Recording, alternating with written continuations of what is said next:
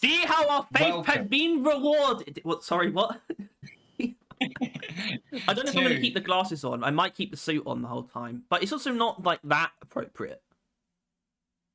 The Barrel Vision podcast. We're celebrating. I think that's why Harry's dressed like that. Yeah, but I feel like it's I not. think that.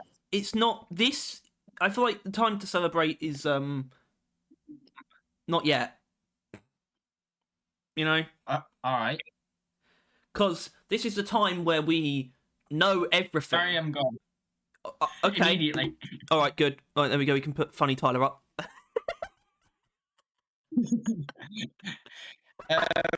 Because like very fucky wucky. We have grabbed a stock image of me. I think honestly, I prefer what it's frozen on. Let's have a look. All right, let's go with that for now. But next time you freeze, which will probably happen. Oh, you're frozen though, aren't you? Yeah, no. And if I Okay, bring Tyler, it back, because it happened this early, do you want to try and get it back? I would have to turn off my laptop again. It clearly is not gonna work. It's just, I think it just kind of wrap it up. Not wrap it up. Obviously, the podcast just stopped. All right, thanks for listening to the Barrington podcast. Can you imagine? Can you imagine if we had nothing to say? I can't, personally. That would be absurd. But what I'm saying is, in terms of why it might not be a time to celebrate, is because all we have at the moment is knowledge. We don't have the good thing yet. We know everything, well, not everything about it, but we don't actually have it yet. We don't have season 5 yet. That's when we can celebrate. But unfortunately, right now, there are greens to chew through. And we're going to be chewing through them for a very long time.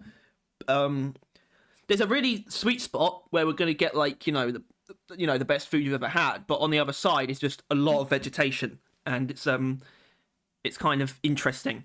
But this is supposedly supposed to be sort of a recap of the stream, more so. We will talk a lot about season 5 in this, obviously.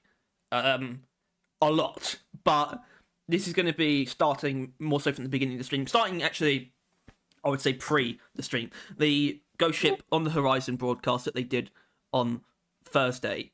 Although, to be honest, I had kind of very deliberately eliminated any, like, preconceptions of what we might see, to be honest. So I don't really have anything to say about how I was feeling before it started, to be honest. I was just gonna let it happen. But I think what we did talk about right before, when we streamed it, was if there was possibly anything they could do to, I don't know, bring the mood down. And unfortunately, they did manage to do that at first. Yeah, and it's not like it wasn't completely alleviated. It's a difference between the bad stuff that they somehow managed to pull, which is very unfortunate and still understandable, but it's not going to be it will be alleviated, but it's not actually eliminated. Season 5 being what season 5 is not going to dissolve the absurd delays that we have encountered. But it is going to. But season 5 will be. Well, we'll get into it, won't we? That was what we kind of mentioned. The only thing before the stream is, I was like, they always manage to like fuck up somehow, right? They always manage to like leave a really sour spot in the mouth, either with like the news they have to deliver or just the way they deliver it. And, well, they would have done, but the thing is, they didn't, because they left us. The good stuff was after that, which it was a really interesting experience watching that stream, because I went through a lot of highs and lows personally. Yeah. They managed to deliver the news very well, but ultimately, a chunk of the news was like a very, very difficult like pill to swallow, right? But they still actually delivered it really well to the point where people don't really even think about or care about it, really, right? No. Like, that's not really what anyone's talking about right now. I think there'll come a point where it's going to be the only thing people are talking about. Yeah, but it's going to take a that while. point is not going to be before season 5. It's not going to be until long after season 5 releases for that to be the main point of discussion. It's really, I think, it's only going to come around to people really starting to try and not get at ghost shit, but kind of in terms of like what the fuck is happening when we get to the actual closed alpha launch for Rogue Core. It's when that happens, obviously. So when Rogue Core is being played by people, but not everyone, and people are aware of that. But also there hasn't been a Deep Rock update since season 5. That's when I think it's going to start. So I think we've got like we've got more than half a year post season 5 where everyone is just going to be in paradise, I think. And the paradise will be maintained. The paradise will not go away, but it will start to feel weird. I don't want to say pale and become bad, but it's going to start to feel a bit strange at some point. Best case scenario is like November, right? Like people will start kind of being like, when's the next season? And then realizing, like probably a year from now at best, right? It's going to be about then that it's going to start like, you know, like raising its head as like a problem. Yeah, season 6 is a weird part. The good thing about this podcast is that it gives us the opportunity to talk about that because the next main video is going to be very season 5 focused, but this is going to be about everything. More so, a very opinionated discussion about everything that was revealed in terms of Rogue Core season 5 and even season 6. Which basically just means we're not talking about the publishing stuff. I don't think I don't really so. feel like talking about it. Not that it was bad news. I mean we're looking forward to Dino Lords. We might have to. Survivor, we right? might get to a point where we do have to talk about it. Especially if we do both end up. Hopefully, we will be in a situation where we both play Dino Lords roughly the same time. That could definitely sustain at least a review. At the very least, possibly some gameplay stuff, maybe. Survivor sounds cool because it sounds like they're planning a pretty big update for the summer. Like to add it sounds like they're planning just a lot generally, right? Yeah. It sounds like Survivor is going to be a game that they're going to be building on for like a while. Which I assume that you would play or try playing if you had the means. I definitely did shy play away from it. I played it on my brother's PC, which is like an actual good one. And yeah, it was alright. I think you'd be more likely to get into it if it wasn't a contrived method of playing it. If it was like your computer Probably. and you felt comfortable. But because I don't feel comfortable playing games on other people's hardware. I don't feel. It's like because it's not me. Not my biggest favorite genre. I like Brotato, but that's like literally it. But it's inspired by Brotato and Vampire Survivors. Yeah. No, Survivor's really cool, and those guys seem like they know what they're doing. Same goes for the rest of them. Dark Swarm as well. Dark Swarm, I'm only interested in because we haven't seen anything of it yet. It was like this really elusive one that it was announced in the first like batch of publishing stuff when they first talked about it like last year in the anniversary. That was when we first learned about the games. Yeah. And it was very clear even from that point that it was going to be a while. So that just immediately, just inherently intrigued me. Especially because it seems like it's going to be actually a fairly Deep Rock adjacent thing, kind of. I mean, it's more so just being like sci-fi, like survival shooter kind of thing. You know, like kind of horror adjacent survival shooter, horde shooter. But it's going to be, I think it's top down, might be set on actual spaceships instead of in caves. I don't know. Dark Swarm should be cool. Everyone pointed out because the only thing we've seen from Dark Swarm, and it's probably not even like the finished thing, is that like title screen or whatever of like 4 characters, and everyone's just like, that's the 4 classes from Deep Rock because they were the same colours. To be fair, it's like maybe a possible crossover DLC. I wouldn't mind that. I'd rather have a crossover DLC with Rogue Core, and that's something I actually want to get into later. In regards to the time between season 5 and 6. which I don't think we can get into. Actually, that's not far off. Actually, in terms of what else discussion, is there, isn't it? well, I isn't that, suppose like, more so next? road core specifically, because obviously it is important to establish. Because we were even, I personally was even potentially preparing. Not, I would say, once they announced the broadcast, it kind of went away. But there was a point where I was kind of preparing for the idea of season 5 itself being delayed, which is clearly not happening. They are very, very dead set on the June release, and also. They've still got a fair amount of time, despite how finished most of it looks anyway. So I'm very confident in that, and I'm very confident that it's probably going to be. Well, we'll get into the more aspect of it later as well. But yeah, season 5 is definitely coming out in June. I don't need to worry about that because that is so much so their focus right now. Honestly, they've pivoted towards being more focused on just the next thing than ever before. So much so that they've planned to do it that way. Instead of, it's usually spontaneous where they just they take things one step at a time. Now they are really planning on doing things one step at a time. It's just finish season 5, make road core, then think about season 6. It's like they've planned to take things one step at a time, which is better than just it happening spontaneously. And I think there is a reason for that. There's a reason why the road core, the closed alpha has been delayed by a year. Road core itself might not be, but it's still fairly likely. The closed. Well, road core was supposed to be coming out at November. the end of this year.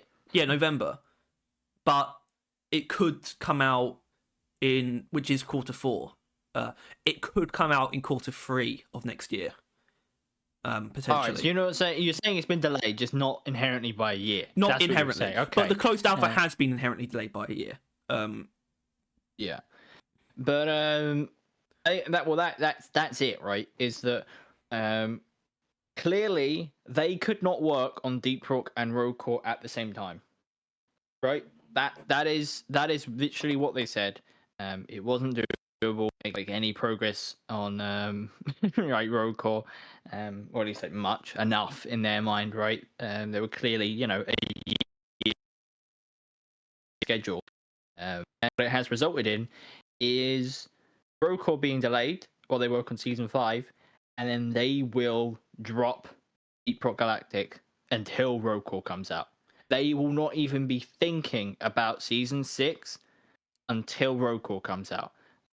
That's literally what they said, right? They're not planning on season 6. Yeah, I can actually. Sorry, Uh-huh. I can actually pull that up. Now, this is something that is annoying me, by the way, and I said this yesterday to you. They still haven't actually put anything out about this on Steam or even Discord as an announcement of their plans, and that annoys me because it doesn't annoy me on a personal level because I know it all because I was paying attention. I was watching the stream.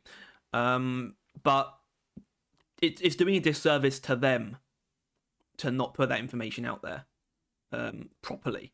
Once again, this happened before. The only time it really happened was with season 4, though, where that season 4 roadmap was never, it's not the best thing in the world, but it was never officially published anywhere. And they do have these oversights sometimes. They said Aaron is working on a post. I think it will happen.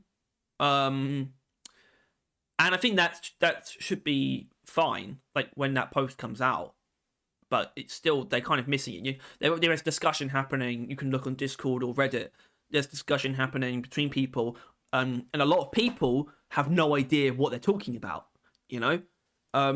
Because on just an objective level, most people aren't aware of this at all.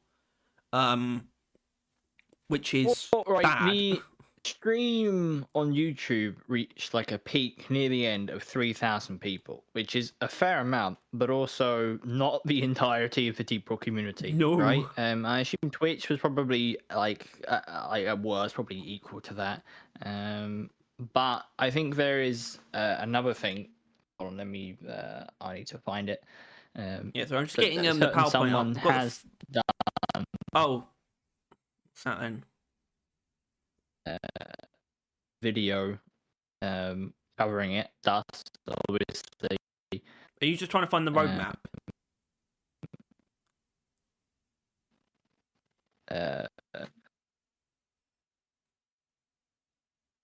No, I'm trying to the views of the video about we didn't do, but my PC is being phenomenally slow right now. Yeah, we can hear.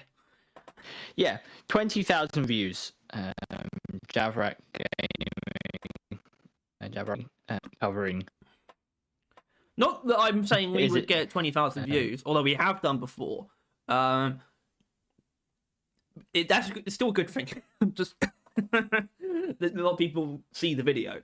Yeah, that's the point. Is that a lot more people watch that video than watch the stream, right? Right. So that's like step one. And realistically, a lot more people are going to watch that video than the Steam post as well. So I think the main way people are going to find out is through that. But even still, 20,000 views isn't the entirety of the community. No. Considering that reach is like what's like the all-time peak like Oh, the on all-time Steam peak. alone? That's like 40 something, right? Let's 1,000. find out. So it's like half players that can play on a single day on Steam.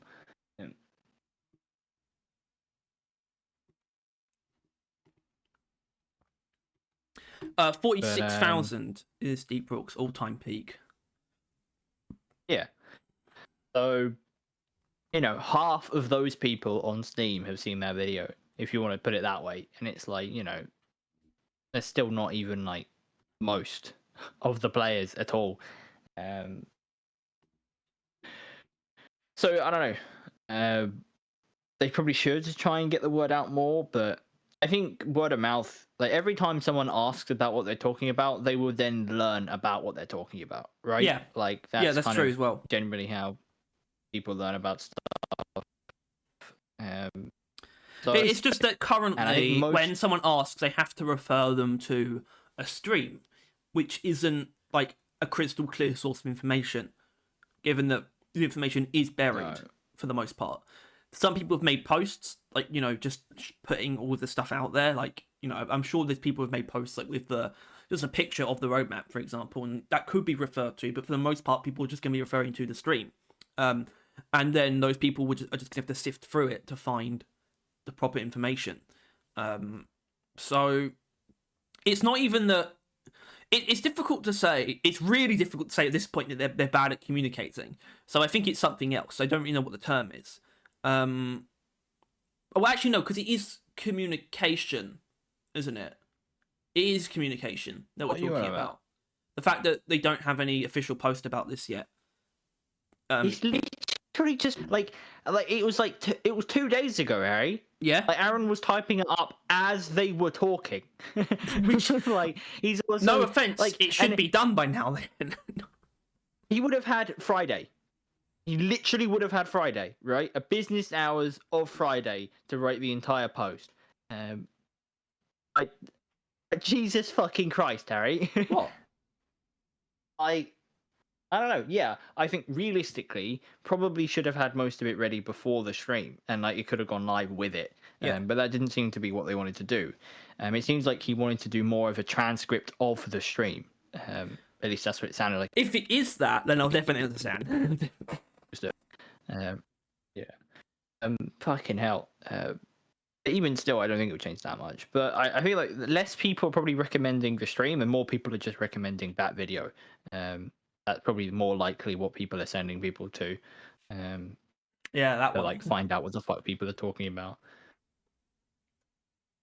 Yes, Harry. It's what happens when a bigger YouTuber does something, right? But yeah. I don't know. It's not too bad. I think most people are aware of what's in season 5, but obviously I haven't seen it, but I assume that video doesn't actually talk about season 6 being delayed or any of along those lines. Yeah, there's actually season 6 being delayed is putting it nicely, right? It's kind of better to not think about it as a delay because it was never Deep Rock is on hiatus. exactly Right? And After season season 6 was 5, never given a release window. It was only all it was. Oh, actually, sorry. They did say season 6 was meant to be in 2025. Now, Did they? that I thought it was to be announced. I'm talking about before, like, as in this is as in Right. why this. If they didn't say anything before, this wouldn't have technically been a delay. But the original Rocore announcement roadmap, season 6 was there, but it was literally just under the banner of 2025, and that is significant because that might not be the case. That's what needs to be established. Of course, it's not going to be. That entire roadmap has been delayed by a year, right? Like it's like season 5 is coming out and Road Core is coming out a year later, or at least that roadmap is invalid at this point in time, right? Like it is not happening. It's not worth talking about. Well, I'm only mentioning it because it's over. Because if season 6 wasn't on there, then we couldn't consider season 6 technically to be delayed. But it obviously has been. Well, yeah, everything has been. It says this is the current roadmap. It says season 6 to be planned after early access of Road Core. Yeah, and early Road Core is to like TBA or TBD or whatever, right? Yeah, they said it will be at least 6 months after the closed alpha launch. The earliest the closed alpha can launch is January, earliest, which means Road Core earliest will come out in July, which means if season 6 does come out next year, it would be in December anyway, so it probably wouldn't because they wouldn't be there. They'd be on break. So, if you want to think about season 6, if you want to think about it, which you shouldn't, it is probably not coming out next year at all. Which I think is how you need to then say this. Next year there will be 0 Deep Rock Galactic content, right? Like they will not add a single add a single update or anything. We'll get like a hat every anniversary, or like every thing. That's it.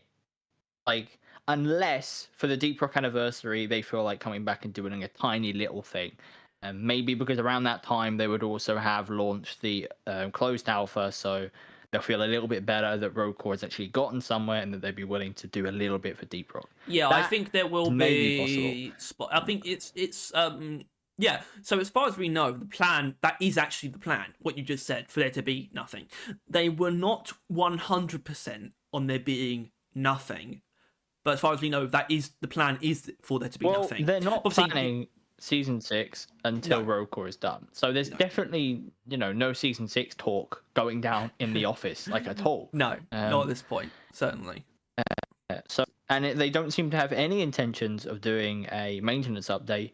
And at this point in time, I agree with certainly not multiple. I do think the more than one thing is important, kind of. But we do need to talk about the maintenance updates because it's very clear to me after what they said that I'm not saying from season 4 up until now, but certainly from whenever they started working on that November one, they haven't.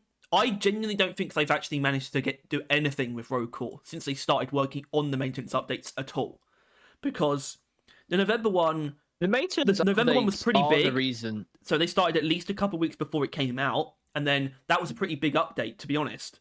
So it actually had quite a few weeks of patching to follow, and then Christmas break, and then they start the new year. Seemingly the plan was to work on Road Core, but then all of a sudden the March maintenance update was announced for February, which made it pretty clear that they just started working on that instead of Road Core. And then as soon as that update was out, they made it very clear that they went straight into making season 5. So genuinely, they haven't done. I don't think they've done anything with Road Core since before the first maintenance update. It just started consuming them. They announced they were going to be working on Road Core and then spent like a month at best on it, right? And probably some of the teammates working on it, like at least theorizing, right? And I think, I think it's a debate for a different day. in that I do think that the maintenance updates, as good as they were, caused this, right? Like, if we didn't have the maintenance updates, Rocore probably would be coming out this year. Or at least the closed alpha would be coming out this year. But because of the maintenance updates, we are looking at no Deep Rock content for the next year, just straight up. Just like straight up, they cannot afford to do like a maintenance update because clearly they just can't handle it. Like it's not doable for them. No. So it's well, the thing is, so obviously you mentioned the events, and I think objectively speaking, every anniversary has brought them back to Deep Rock more than any of the other events do. There's not going to be anything. There's not going to be anything like new overclocks or anything like that. If we do get anything more than has been, more than they've said they would do from now until season 6, it's going to be more in the vein of just unlockable stuff, cosmetics potentially. Like them adding more stuff to all of the other cosmetic loopholes. I think something that could potentially happen mainly because we don't know how the cosmetic situation for Rocore. We don't really know what that's like. It is very possible they could actually afford to do that kind of thing for Deep Rock, especially because, by the way, there's this idea. It's not something they said they would actually do, but there is this idea of like the ramrod, right? The Dwarven Reclaimer ship being visible from the space rig, right? And you'll be thinking, why the fuck am I bringing this up? And I'll tell you, it's because I don't want them to do that in season 5. I want them to have to do that around when Rocore releases, meaning they have to look at Deep Rock at least a little bit. And I don't know what that would entail. Adding the ramrod in, maybe a Rocore themed DLC around that time, but that might be really hard to justify as well, So it's very hard to picture this, but we're also in a situation where it's hard to propose what they could even do with Deep Rock in between now and then. I think it's that would be of value, I genuinely, the most valuable thing they could be doing is what they said they're going to do. Because ultimately, I think if Ghost Ship knuckles the fuck down on Rocore, they can probably get it out quicker than they think they can, right? If they literally do not touch Deep Rock, like, just at all. Like, I hope they've already made all of the hats for the events during this period of time. I hope the artists they're not even gonna have to come back for that. Yeah, just fuck. Including the anniversary, and including the next 2 anniversaries, which aren't important. It's what, 7 and 8. Who cares? Yeah. No one. By 8, we should be hearing that Rocore would have been out by then. So we should be hearing about season 6. But fucking because it's worse on everyone if they keep stalling Rocore, right? Rocore just needs to come out. Yeah, I mean, but as far as we know, they have. As far as we know, they do get that. After like what happened with the maintenance updates, that's what they're fucking doing, consuming them. Yeah. Well, not right but now. I don't want them. I don't want them to do what you're trying to do and justify peeping their head back into Deep Rock. We got to add the ramrod, and I guess what else can we add while we're here? No, add. Go back to finishing Rocore so we can get season 6 in a close to reasonable amount of time considering the situation, or just fuck off and give up. I don't know, just like don't come back, don't backtrack. Is what I'm saying.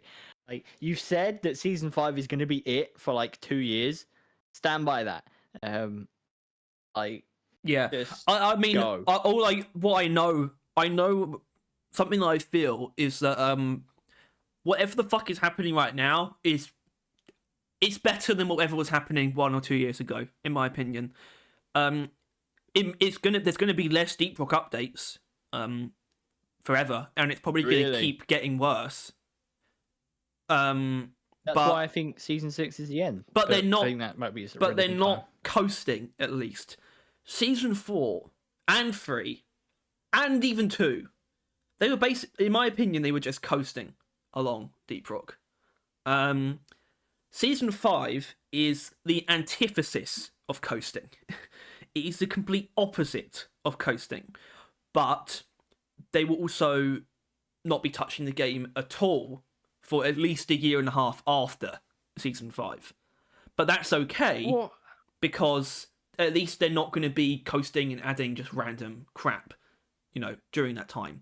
It's just going to be nothing, which is better than what they were doing. And Season 5, like I said, is the antithesis of the last 3 updates before it.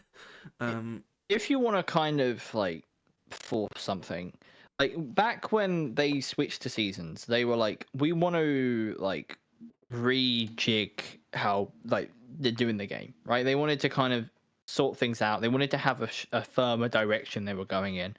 And it feels like you could say they didn't get it right. That like the season format, or maybe not the season format inherently, but seasons weren't what they kind of hoped would do for the game, if you know what I mean. Like the game was still quite samey. The content they were adding probably wasn't as different as they would have liked, something like that. And that was when they started probably working on Road Cause, but as like a DLC. Right, like that's probably about when that occurred. They realized, oh, this is the kind of thing that we want to add to Deep Rock, or like make. The thing is, that almost doesn't make sense. That might not make sense because Rocore, as far as we know, they sort of started that idea. It at least started being worked on as the Deep Rock expansion before Season 4. So that would have been fairly shortly after Season 3, which was the biggest one. So I'm not sure it makes sense that they would be feeling that way around then about seasons. Well, well, it's not inherently about seasons. It's just about the game as a whole. I think they I don't know. The changes they were making weren't big or juicy enough. I assume that's probably something they were thinking about. But considering they did used to make really big juicy changes like all the time. And now they kind of just they added seasons, but then even seasons, they became not that much or interesting by Season 3. It's like we've had seasons for like a year now, right, or like a year and a bit. Season 3 was sort of like it felt like it was going to be really cool.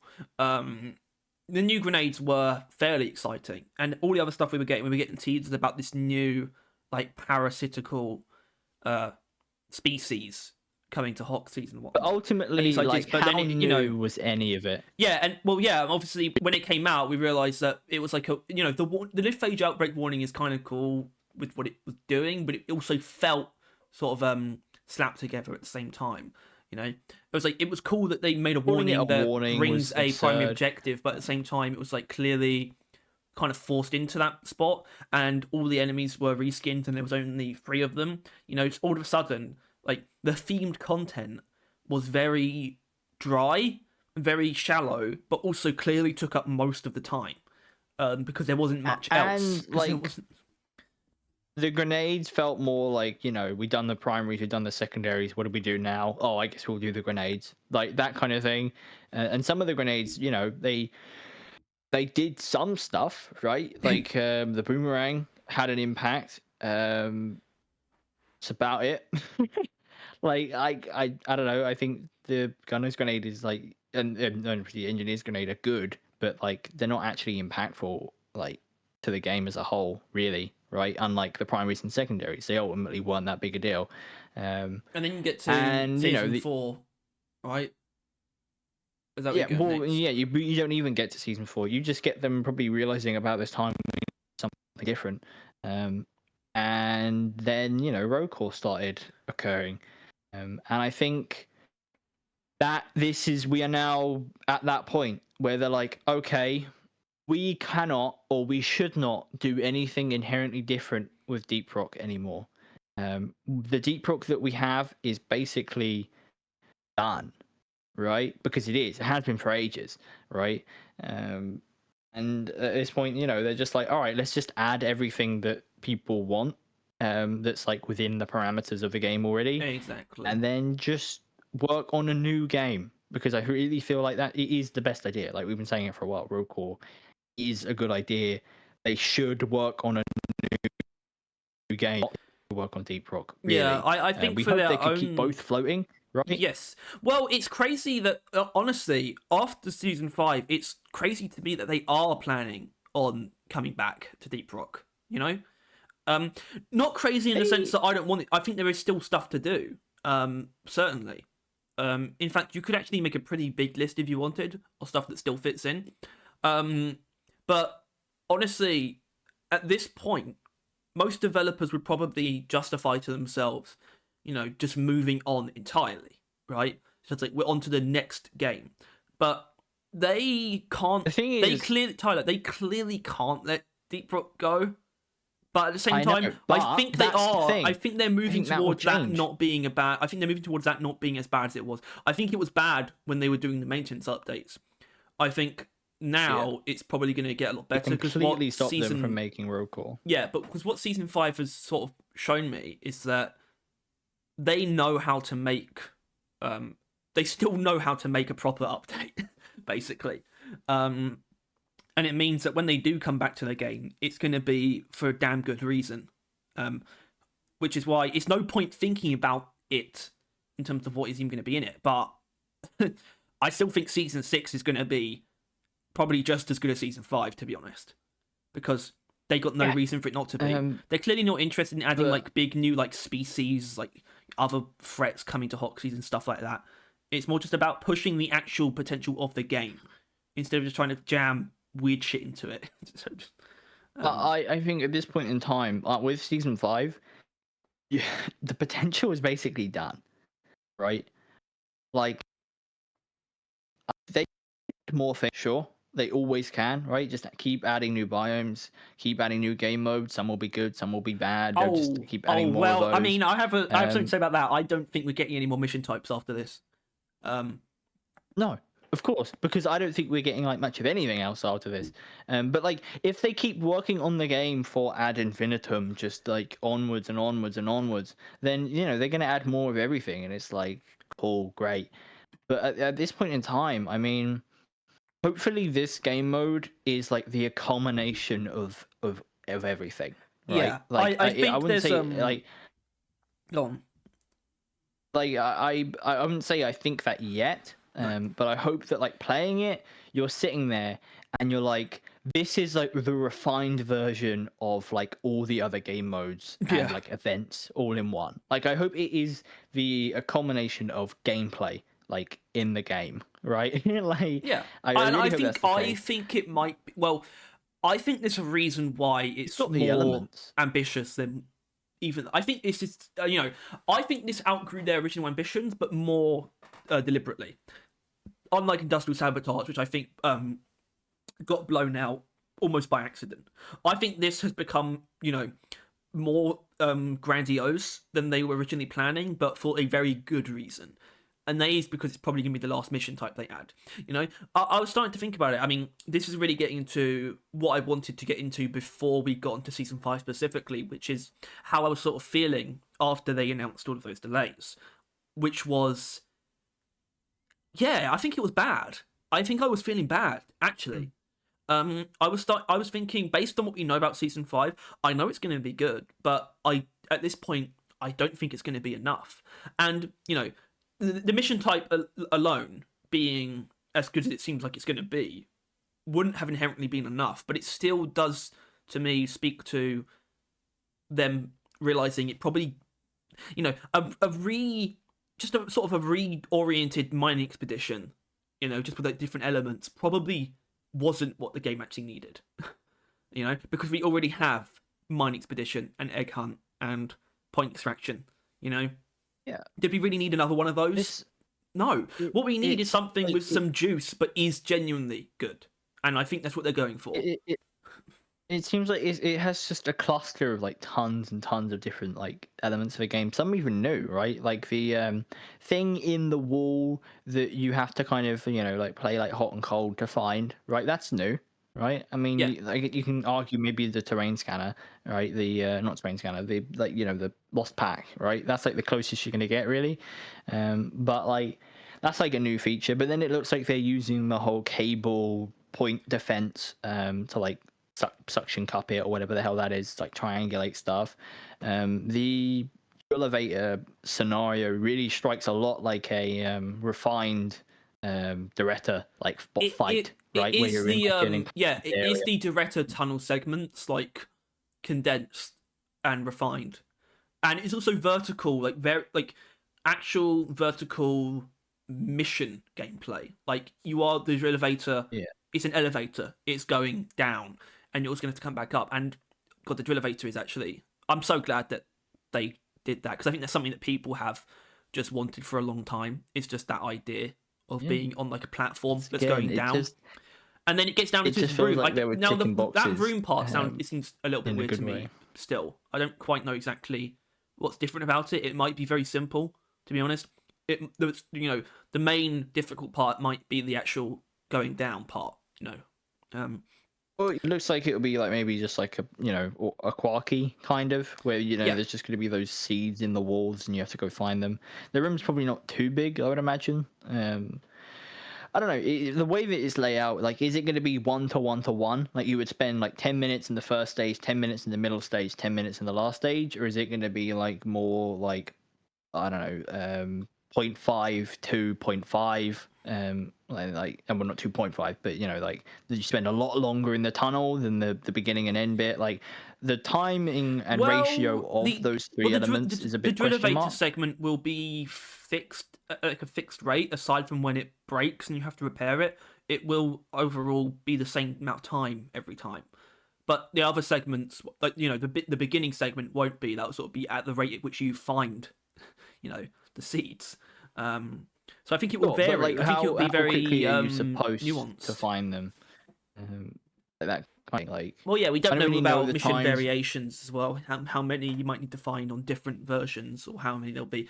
Probably only 2. They haven't really gone beyond 2 variations for a while, and the only ones that have more than 2 are Egg Hunt and Mine Expedition anyway. So, but at the same time, it could potentially be one with more variations than that.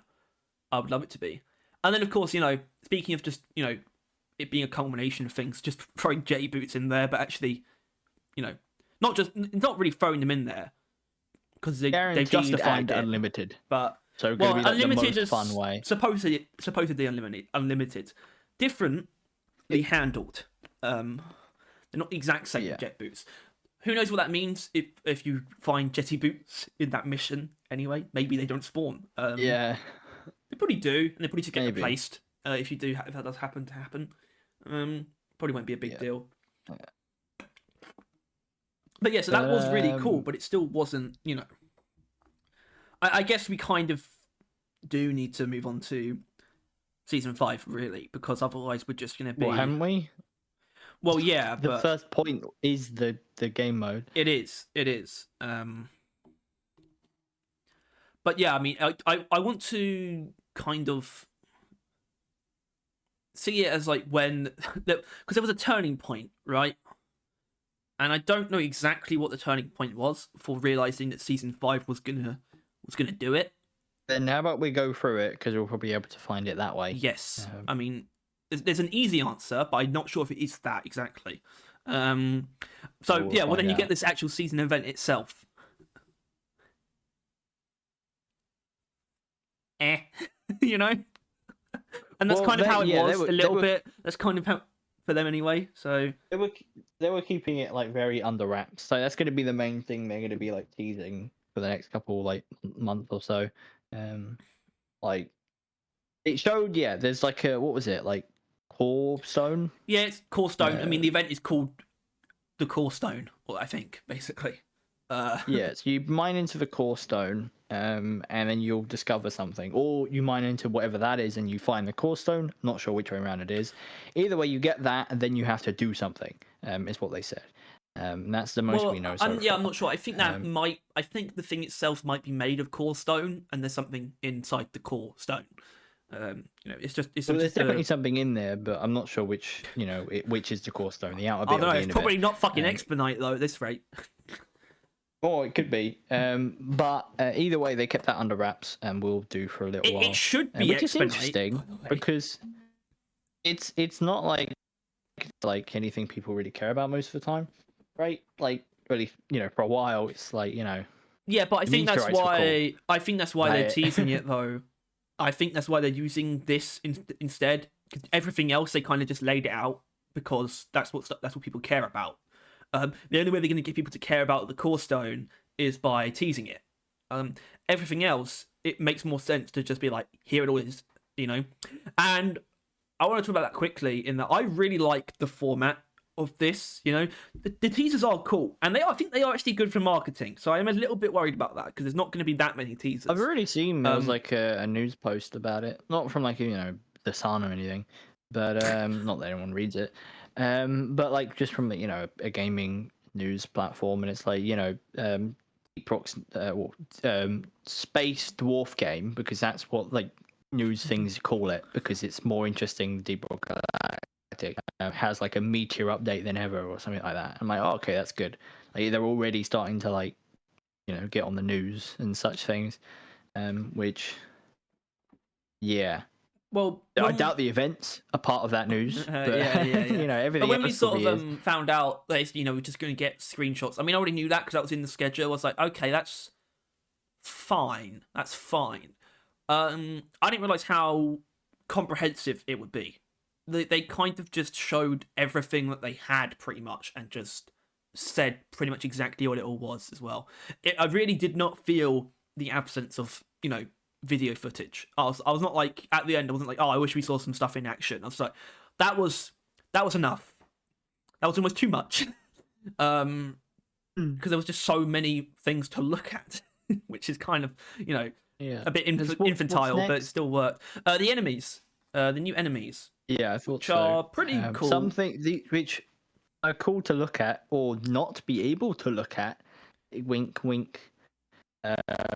Stalker. Nudge, nudge. Oh yeah. Well, the Gifford Stalker is really just a leftover from season 4, really, but doesn't mean. I think it has become a bit more unique than it was going to be, but it's still clearly the focus was on new stationary enemies, which is good. I think. I think that in terms of what areas of the enemy pool could do with fleshing out, it definitely was stationary enemies. And so we got a new member of the Infector family. What an interesting species name. That's the thing that I find funny about it. The Barrage Infector. And the fact, we also had like the normal Spitballer like blobs around it as well. What they have on the floor, and they look exactly the same.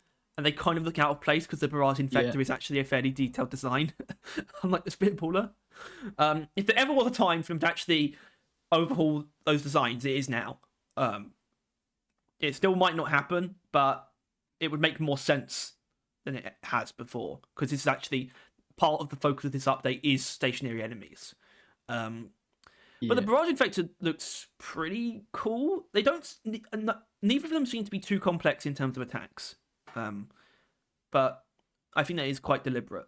The Barrage Infector, though, it seems like the weak point possibly expands and also like gets smaller, like depending on what it's doing. Like the big yellow part in one of the screenshots, it's like really small. In another one, it's like puffed out. And assuming that's still the weak point, that might be part of its gameplay. But either way, it's just like a weird like Spitballer mortar, basically. Sits there. Spitballer. Yeah, that's exactly what it is. I hope that is exactly what it is in the sense. I mean, I hope we can shoot the projectiles down as well. You probably would, and they did say its purpose is more area denial, like the septic spreader. So it's going to be very similar, which isn't a bad thing. Speaking of enemies like that, they're reusing it. There's been like some discussion about what can and cannot spawn during the drill elevator section of the deep scan mission. Bulk detonators supposedly can at the moment, although they're still sort of discussing it. Aside from that, everything can, but people were a bit worried about, what about like things like septic spreaders or goo bombers? And I'm pretty sure you can point to the Minehead, where those things just sort of dissipate on like DRG like hardware, like things that would turn into puddles, kind of just evaporate. Very unlikely. Yeah, they wouldn't you need to be worried about, or people need to be worried about, is stingtails. Oh That's, God. that's the main worry. Which they always well, are. it depends. Maybe you can take the Jet boots before the end. Maybe they're available on the drill elevator all the time. Potentially. No. No, I don't think so either. But it's possible. Then why would you say it? Well, I don't think it's impossible. I think it is. Yeah, well, They're not going to Stingtails give you infinite jetty Stingtails boots, like, could be one all the time. Potentially that gets I think blacklisted. everything should spawn, and that's the fun of it. Yeah. Yeah, I mean, I agree. Bring the fucking corruptor in the hole. That sounds fun. But yeah, you're wrong. But okay.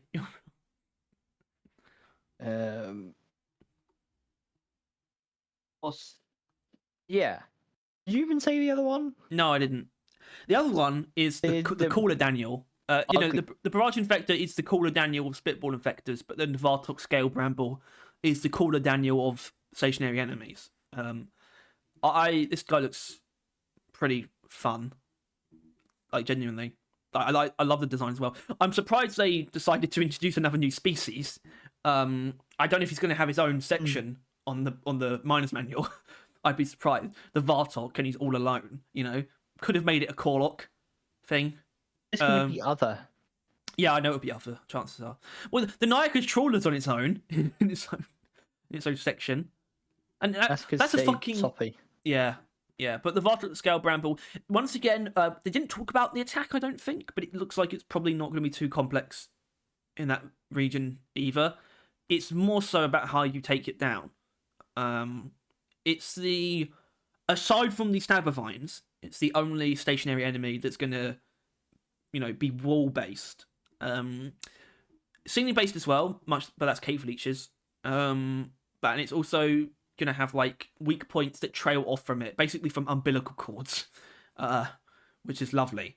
And you have to destroy all the weak points to be able to actually kill the thing. And I like that. Kind of like the rival Comrouter gameplay adapted a little bit, and anything that reminds me of that is a big plus, I must say. I don't know, this one's a cool one. It is when you think about what it reminds me of the squash from Plants vs Zombies. It does have that silhouette, like doesn't it? Yeah, got the fat bite. Yeah, but like big upper lip, lower lip, rather. I can't identify anything that I would call lips on that thing. No, I thought he has like a big mouth. The Scale Bramble. Yeah. No, the Barrage Infector definitely does. That guy's all mouth. Scale Bramble, kind of. He's weird. Yeah, it definitely does it like the squash. I like it. I like the idea of it. The weak points being away from the enemy, possibly quite far. I think what we were shown is probably quite mild. In terms of the length those things could be. I think they're probably going to play that up quite a bit. That's going to be, that's going to be what makes this enemy unique. So I think they probably could end up being pretty far away, like genuinely, which makes it a bit more of a mini boss adjacent enemy, which I definitely want. I think that's something that's been missing for a while, is something like that, because Harold is a boss, but it's also very specific. And aside from that, it's been a while since we've gotten like an enemy in that vein. I think Nemesis is that kind of enemy though, boss adjacent or a mini boss of sorts. And I hope the Vartok feels like something like that. All right. And do you want to talk about the Stalker? Or did you? No, because I can't really remember everything they said about it. Because it's Stalker. It's just kind of a guy who'll appear, like not inherently because of a swarm or anything. He can be in a swarm, but like he'll just be there. And he stalks up to you. He tries to like actively avoid your line of sight. He takes like alternate paths and stuff like that, I think. And then he'll fucking get you. And by get you, it's like an attack that completely disables your shield, does a bit of damage, and you're not able to recharge your shield for like, I think they said 3 seconds, but that's probably going to change. Lasting shield battery booster. Yeah, It's a shield deactivating creature. Like it will just kind of get rid of your shield if you let it sneak up on you. Which is why I think you're supposed to make sure it doesn't do that. But I'm sure they still will because the game's a bit much. But they are actually very well hidden considering. Yeah, as they in did. they Yeah. showed like a screenshot like earlier in the stream that had the stalker in it without people even realizing, which Yeah. was good. It was pretty cool. I bet someone realized and they were like screaming in the I chat. saw something, but I just see didn't. that. I noticed that like some blue shit. I thought might just. I don't know. I didn't make Just some anything like of light it. effect of the crystal. Yeah, like effect, Yeah. some sort of visual effect of some kind. It didn't cross And my it mind was, that it could be the but it was stalker. also the stalker.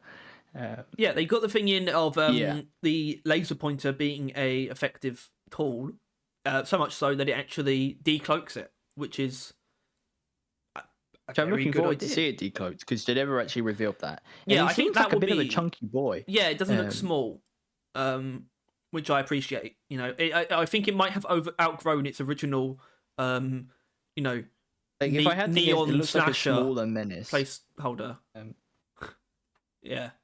Yeah. But the new enemies are hardly the most important part, but they're also not bad in any way, shape, or form. Looking forward to them. And getting ultimately very, very pissed with them because it's not like the current stationary enemies have a good ratio of being fucking annoying. I'm a big fan of the Vartok, to be honest. I think there'll be a teaser, by the way. I think the teaser might be like, a dwarf like pointing at the stalker and it coming out, like unveiling itself, potentially. Probably. But yeah, those are the enemies, which, it's not a massive amount, but at the same time, doesn't need to be,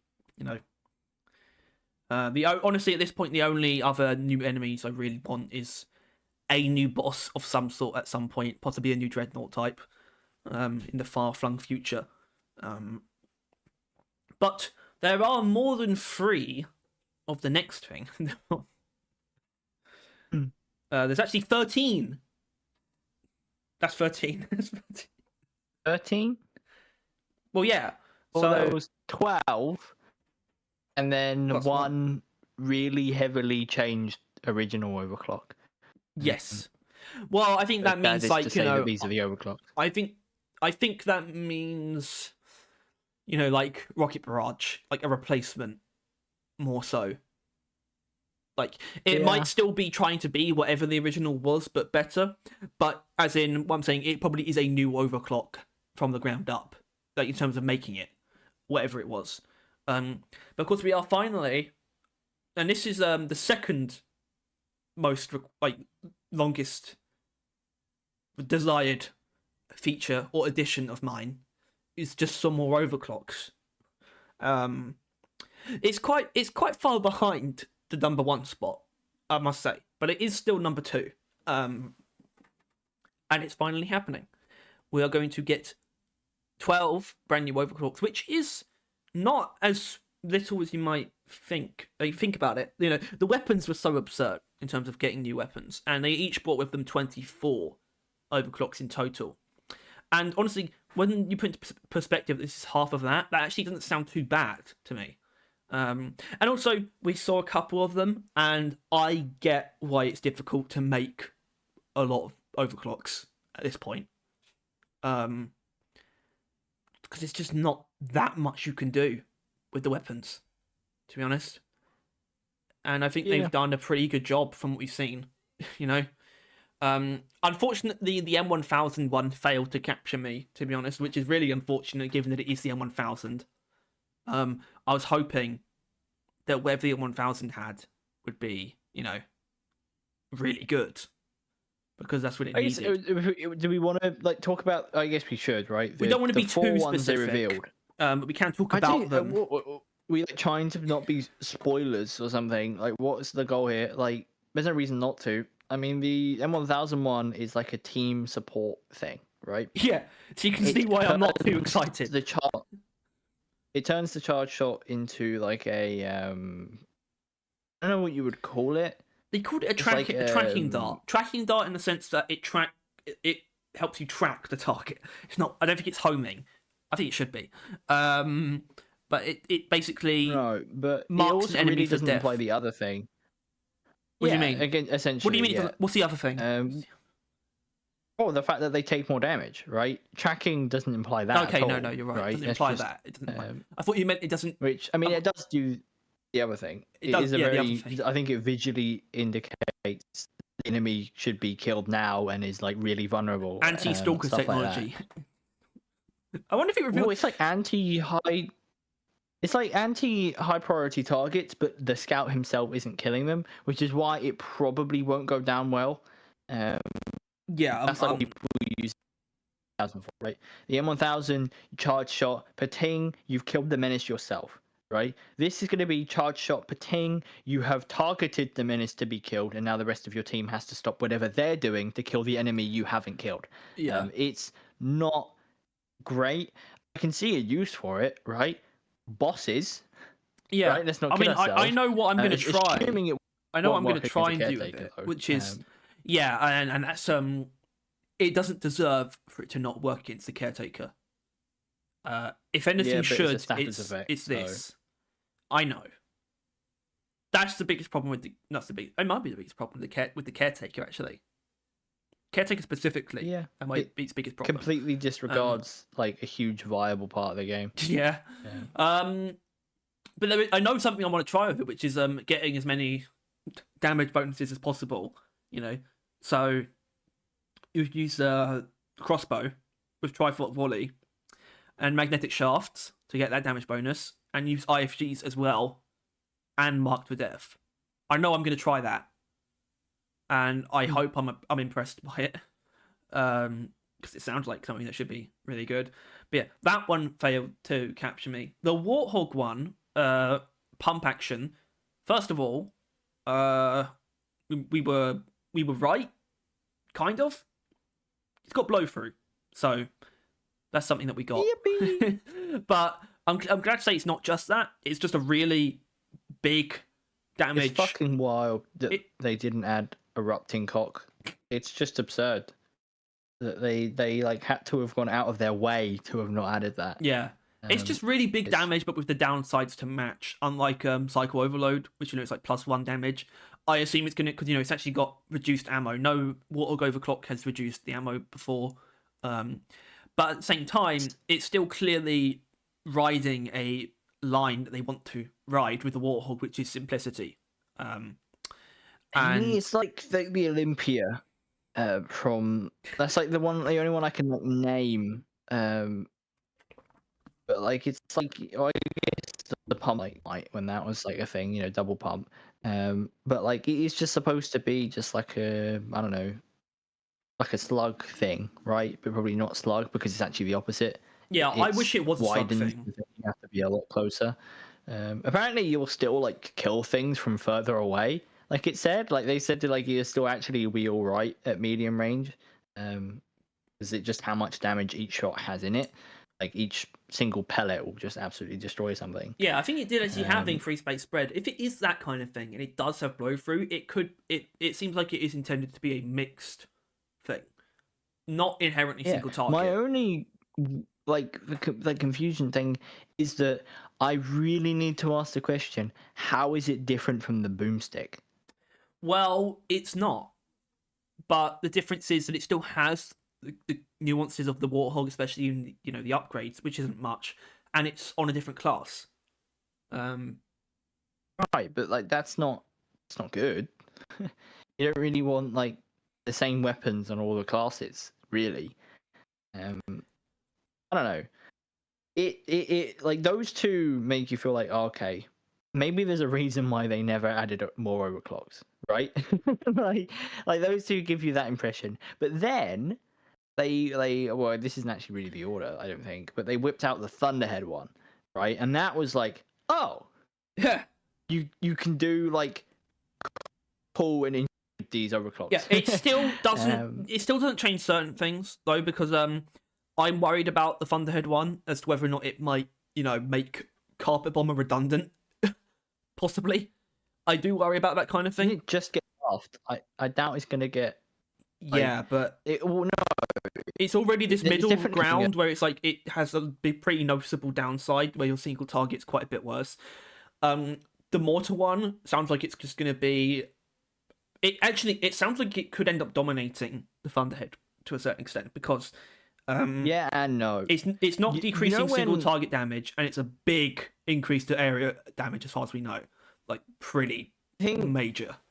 Yeah, but you need to kind of bear in mind when Ghost Ship mentioned things, it's kind of an ill omen. When Ghost Ship mentions that you should be wary of friendly fire, that means you are about to equip the most dangerous weapon for teammates known to man. I think like, it will this be. is like, I think that's the I think that's going to be the point. The Ripper. Yeah. The problem is the point, right? Like, it won't beat out anything else if you will constantly kill your teammates when it matters. That is actually one of the Thunderhead's biggest strengths, is just be able to shoot at your feet. You know? So yeah, and you'll kill yourself as well, I'd imagine. Yeah, like it's I think it will be cool, really fucking cool, and I hope it's strong. Because Lord knows does the Thunderhead really need another strong overclock. I think it will be really strong because it kind of has to be because of the way it's going to work. It can't be too similar to the original Thunderhead, otherwise it's going to be so many of those projectiles out at the same time. You know, it's going to really need to crank down on the amount of ammo and magazine size. You know, I assume. Because it has an ammo penalty, and I think it's probably going to be the biggest ammo penalty we've seen, possibly ever. Probably. But I think that's actually, this is an important thing we might have just glazed over, but this overclock changes the type of shots that the gun make. I don't know how to put that in a better word. Yeah, I mean, you don't know how to put it without like saying it in full, which is that it changes it from hit scan to projectile, which is, you know, it's crazy. Right? It is unheard of. Nothing else does that. You know, I'm trying to actually continue. Like, wonder if that's completely true. I think it is. I mean, you get like, yeah, I don't think there's any, but like you, yeah, that's not really like a thing. I mean, I guess, you know, there's alternate firing modes which might change things. Like, you would have the cryo cannon that's normally a hit scan, which you then make a projectile when you shoot ice spear, but that's really not the same thing. When it hits it, I don't think it. Yeah, I think so. Is it? I think it's almost like it becomes hit scan. Yeah, maybe because it is. Shut up. No, the thing you shoot. But this is the only yeah. example of this happening, which I think is also one of the points of it as well. I hope that it isn't the only. I hope that they've done a cut for a couple other things. Drac. Drac. Yeah, although that would just turn it into the assault rifle. But and then they did the flamethrower, which I'm kind of like that they did the flamethrower, and also kind of don't like, because I was kind of looking forward to the flamethrower one, but I'm also looking forward to all of them. Oh wait, sorry. So you what about it? You almost didn't want them to show that one. Is that what you're saying? Yeah, I almost didn't want to know what to expect for Driller. I wanted to just get my hands on it and then like figure out from there. Yeah. But the flamethrower gives it an alternate firing mode, which was very interesting. Well, Tyler, I mean, because you just said sorry, you just said the thing about you know, you want them to do more of like, you know, changing the projectile type. I mean, I'm this might be what you meant anyway, but I'm going to extend that to doing things that haven't really been done before, which is giving alternate firing modes to magazine weapons. Yeah. My problem is with the justification, basically, where it's like, because the cryo cannon had 2 alternate firing modes, they gave the flamethrower one, right? And from the little we're vaguely aware of what the cryo cannons one is, that it's apparently going to be like to do with shooting the floor, it really just feels like they were like, you know what we should do? We should just take something from that other weapon and add it to this one, right? The flamethrower gets an alternate firing mode, and the cryo cannon will get like a sticky flames, right? Yeah, and I'm with you on the cryo cannon thing, but people have wanted fireballs on the flamethrower forever. Sure, yeah, no, I do like it, I think. Because fireballs, or is it just a wave? No, let me explain. I read it as a wave. Well, no, the descriptions are all wrong.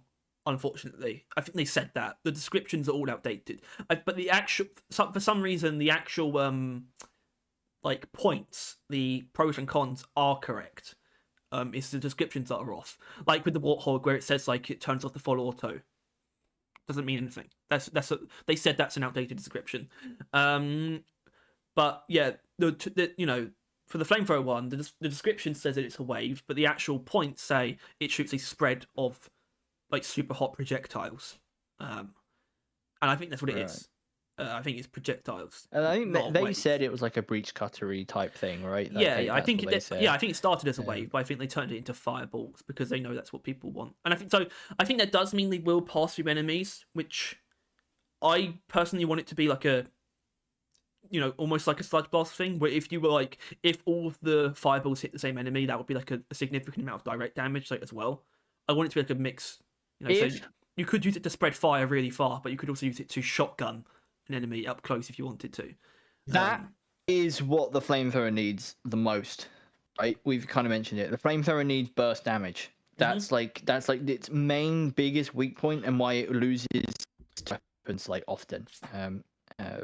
It is a complete lack of dealing a good amount of damage in a short amount of time. And it's why your face melter is fucking pointless, because it doesn't do that. No. But yeah, if this, I kind of, they do lay sticky flames as well, by the way. As point out, it's kind of a cool thing. The projectiles lay sticky flames beneath them, which is something that I've always suggested for Inferno anyway. And the fact that this overclock is called Inferno for some reason, which it shouldn't be, because they've never doubled up on names. Oh, they've done it again. Yeah. Yeah. No, I think with the wave, I was down for it to just like tear through a horde, kind of like a whoosh, and it would like ignite everything, right? But I think if it's like fireballs, then I could just see them like have fiery explosions occur on the impact point, which would instantly ignite like the front row of enemies, fireballs right? Are better, by the way, because what fireballs can do, they've never done anything where a projectile continuously expands, because I think that's actually not the easiest thing to do. But projectiles, they can be in a fan pattern, which means they are constantly getting wider, and I think that is good. Yeah. The further the further away the thing is you're aiming at is, the more coverage you'll have. Like a faraway horde that is quite spread out is actually probably going to be really good for this, because it could end up hitting pretty much all of them.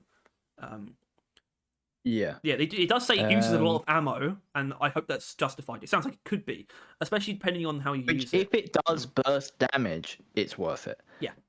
Like if you charge it up, shoot it into the back, and maybe it doesn't inherently go down, but like it's like half of its health, maybe, and it's like 10, 15 ammo. I would call that a good day. I would like, yeah, that'll do me. Because then you'll actually, you wouldn't need axes as well, was kind of a thing with the flamethrower. So you could use like neurotoxin grenade or something else. Neurotoxin grenade probably. I think we're gonna like it, because we're already not about the flamethrower meta. It's not going to be hard for us to rip ourselves away from what you're supposed to do with the flamethrower, which is sticky flames. It's going to be very easy for me to adopt a new flamethrower overclock. So yeah, I'm excited for. I'm excited for all of them, pretty much, but not the M1000 one so much. Like even the Warthog one, I can see myself using and having a good time with, because I like Warthog, especially with certain Shard-Diffractor builds where I have a lot of like ammo in my secondary. I'm probably going to enjoy like going wild with the shotgun, doubling down on damage as much as possible. Yeah, hog wild. So yeah, obviously there is, it does sort of prompt speculation as to what the reworked overclock could be. I've suggested Reatomizer, but because I can't personally think of anything else off the top of my head. I suggest someone made a Reddit post about that. Just like, oh, what do you think the reworked overclock could be? And I said Reatomizer, and some guy's just like, what are you talking about? That's like the best overclock in the game. And I'm just like, I think you might be the only person who thinks that. Yeah, it's almost as if it was sarcastic. No. He talked about how he's like a very specific build that is like the most versatile build in the game, which still does sound kind of sarcastic. It might be. I don't know. I responded if with he actually went as actually far told as to him do that. I told him I'll try it out as well because I will, but I'm not sure I trust him. But I think it could be something like react. What I'm saying, I hope it's I guess I hope it's for the secondaries, but it depends on what it is. You shouldn't just hope it's for the secondaries because just for the hell of it. It should be whatever it needs to be. So that's something we just have to wait and see about. The one full Sabata overclock rework. overclock. Which Sabata overclock is that? All of them. All of them. All of the Sabata. Thing is, that's actually something they haven't mentioned. Did they mention that they are doing weapon changes? Otherwise, right? They did, I guess you could include the fact that they're changing one overclock radically as that, but there will be, but it might not be as much as normal. It's never established beforehand though. It's never made a point. Really, not for it hasn't been done. It's only been recently. Not for seasons before. They haven't done it for season before. It's like, it kind of just happens. But they're not. But look, they've got a lot on their plate. Yeah, but you know how effective this is. It's something on their plate. Weapon balancing is always goes down really fucking well. And it's really effective. But obviously, yeah, the overclocks will do a good job of that. But preferably, you would then have fun with some of the secondaries in a more tamer way to keep things interesting on both sides. Yeah. But that's probably the overclocks, really. Yeah. All right. I think it's good. It's good. No, it is good. It's very good, and I'm glad they're doing it. It begs the question if they picked the most interesting stuff they did or the least interesting stuff they did to show off. It's I think it's meant. I think that represents the rest. I think probably it's going to be sort of all like that.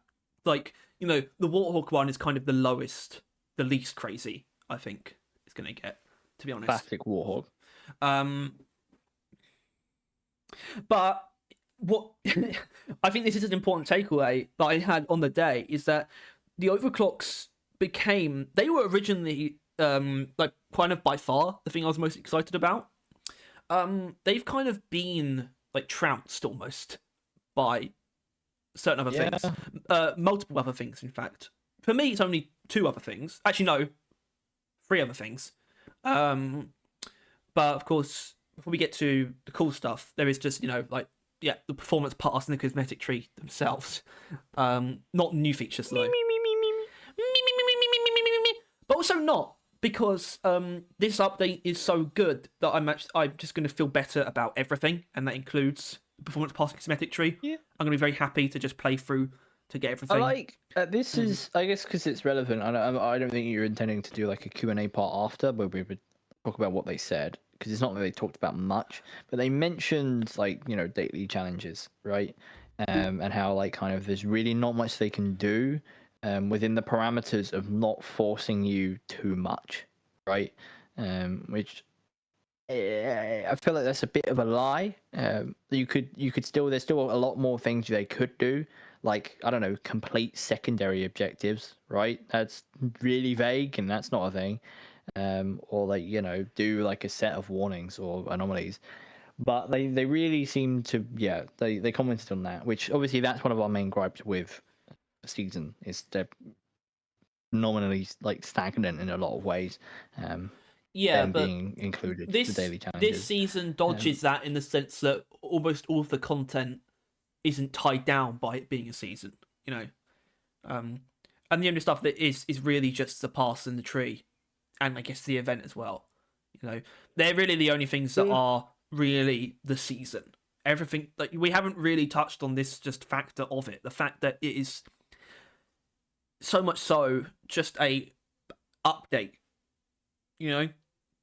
So much so, in a lot of ways, what we've been wanting for a while is for a season to take the approach of just being a normal update.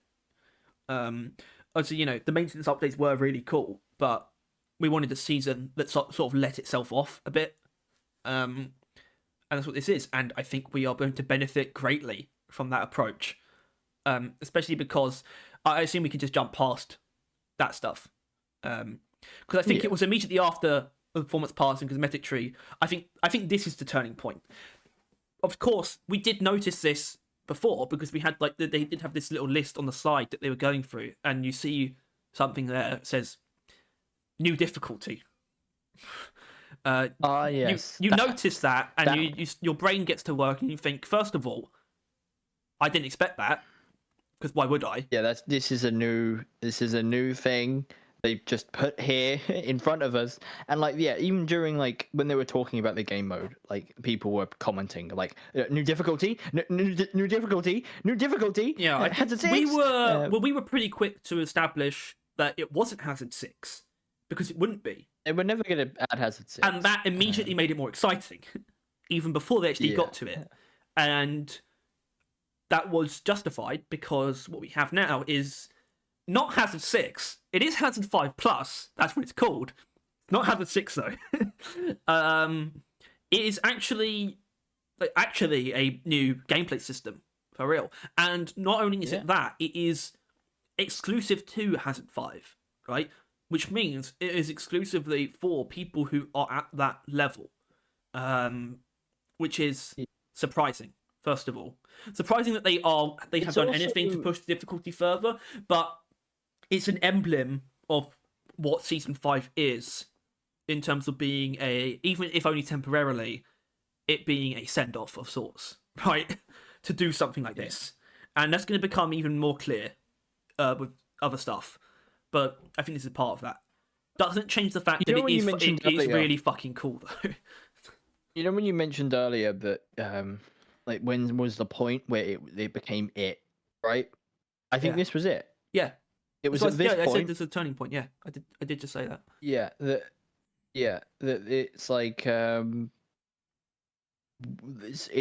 this is the update. Well, they're adding the stuff that people want. Yeah. This is when them showing Season 5 turned as well, because everything after this, aside from the reactivating seasons, but even that had something in it that was a big surprise. It just turned from that point. It just completely flipped. Everything after that was just an amazing surprise. And this is included. It was just massively. Before they were just going through the season stuff, right? The new content. Yeah, the stuff that we knew. We knew there'd be a mission. We weren't 100% sure if there'd be an event, but I didn't think there wouldn't be. New enemies we knew about. New overclocks we knew about. Performance pass, obviously we know.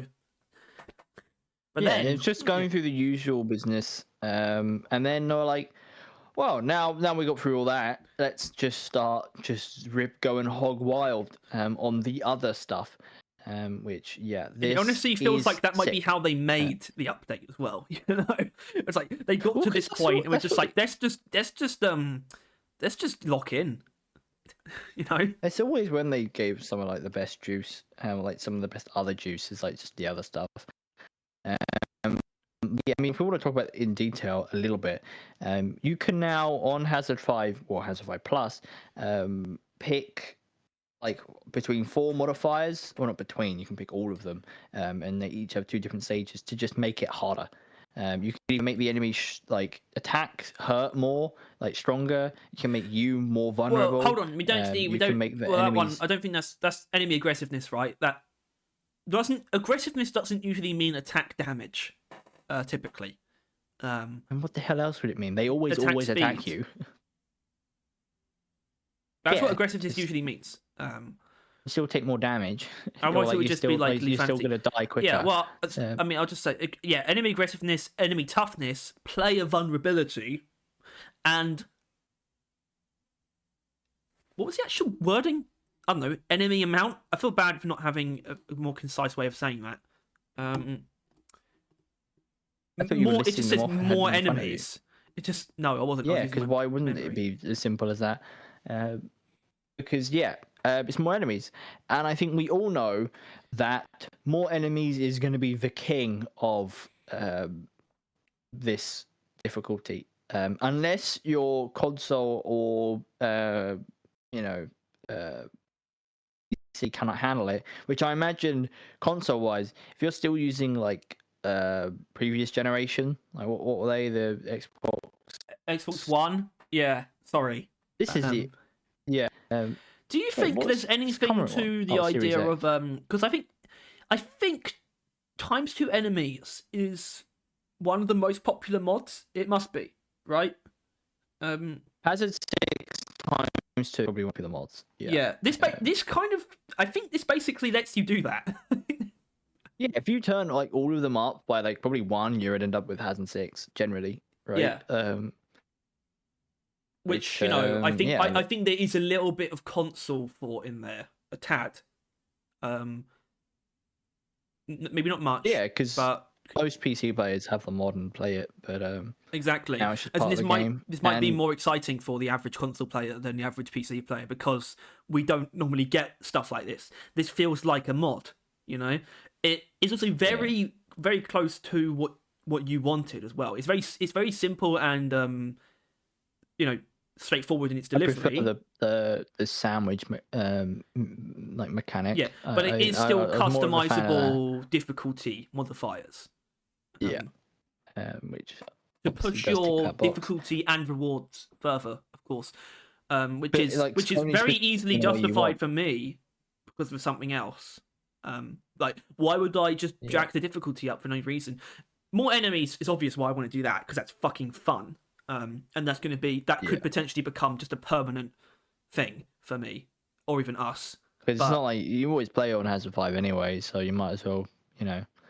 Which this is, you know, the bright side because, like, as much as it is good that they added a new hazard, you still do have to, you know, there's a lot of players that will be like, oh, content I'm not going to be able to play, right? Because like even if they like, you know, they could, you know, give them a bit of time, level up and stuff. If they're new, they'll reach level Hazard 5. But there are people that not 5, which was something that they answered. This is a very particular kind of content in that it is content, but it's also not, right? You know, it's just difficulty. Which means I doubt that people are going to be feeling too much like they're missing out because they're already playing below Hazard 5 for a reason. The thing is, though, Harry, is there's an exception to that, and they commented on this because I think someone asked them. It is more enemies, yeah. Even people on Hazard 5 know that more enemies is more fun, but they just can't really deal with the of difficulty that is going up the hazard. And they mentioned this, and they were like, half. Like, basically, right? It was like we want the progression to be crystal clear, basically. 1, 2, 3, 4, 5, and then 5+. They didn't want to be adding 3+s and 4+s and so on and so forth. That was something they did not want to do, which I think is completely fair. Because they didn't want it to become a difficulty soup, even though they already didn't believe. Well, it's not they didn't believe in it. They just know objectively that Hazard 6 would be a waste of effort. Even though that's something that they still hold to, they are doing this, and they still have principles tied to it, which is the fact that if they are making higher difficulty, it's a higher difficulty.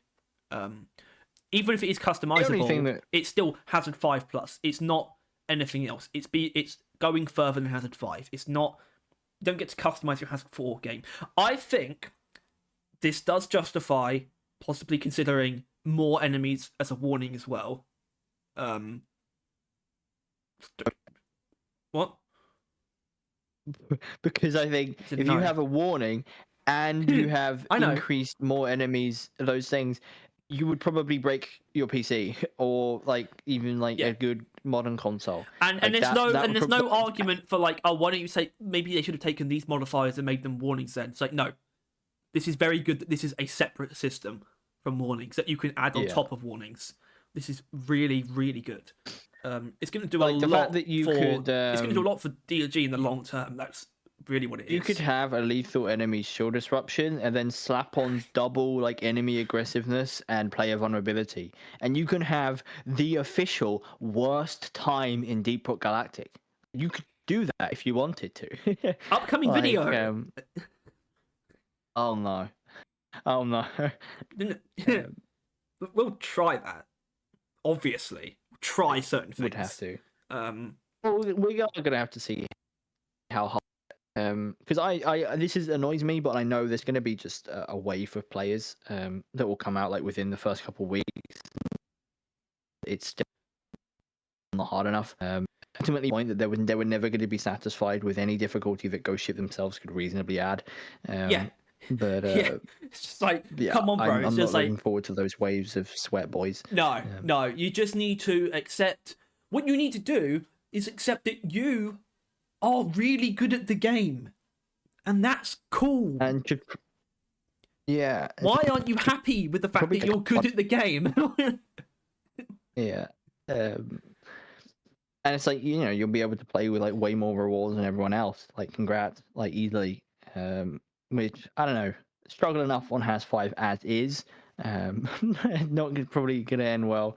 But that obviously, we still don't know how bad it gets, right? Like, there's two ticks on each. We don't Like, know are what we each one talking- represents, Like, I think. Yeah, like the simplest we would say is like the more enemies. Is each tick like 10% more enemies? Or 50%. And then it's like 20% max? Or 25 to 50, or then 50 each, 50 to 100, Well, like double enemies. I think like, it might be a bit different. It might be a little bit different for each of them. As in, I think the more enemies one is going to be 50% than 100%. But you can't do that for player vulnerability, obviously, because if you go from making them 50% more vulnerable to 100% more vulnerable, you start dead.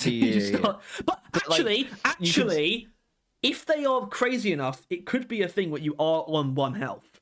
I doubt it. Yeah, but they're not doing that. But like, you could still like, you would have like, because double enemies is wild. That means that even if it's not going to be like putting you down to 1 health, but they were upfront about they're performance. still willing to be wild. But they are willing to tank your performance for it.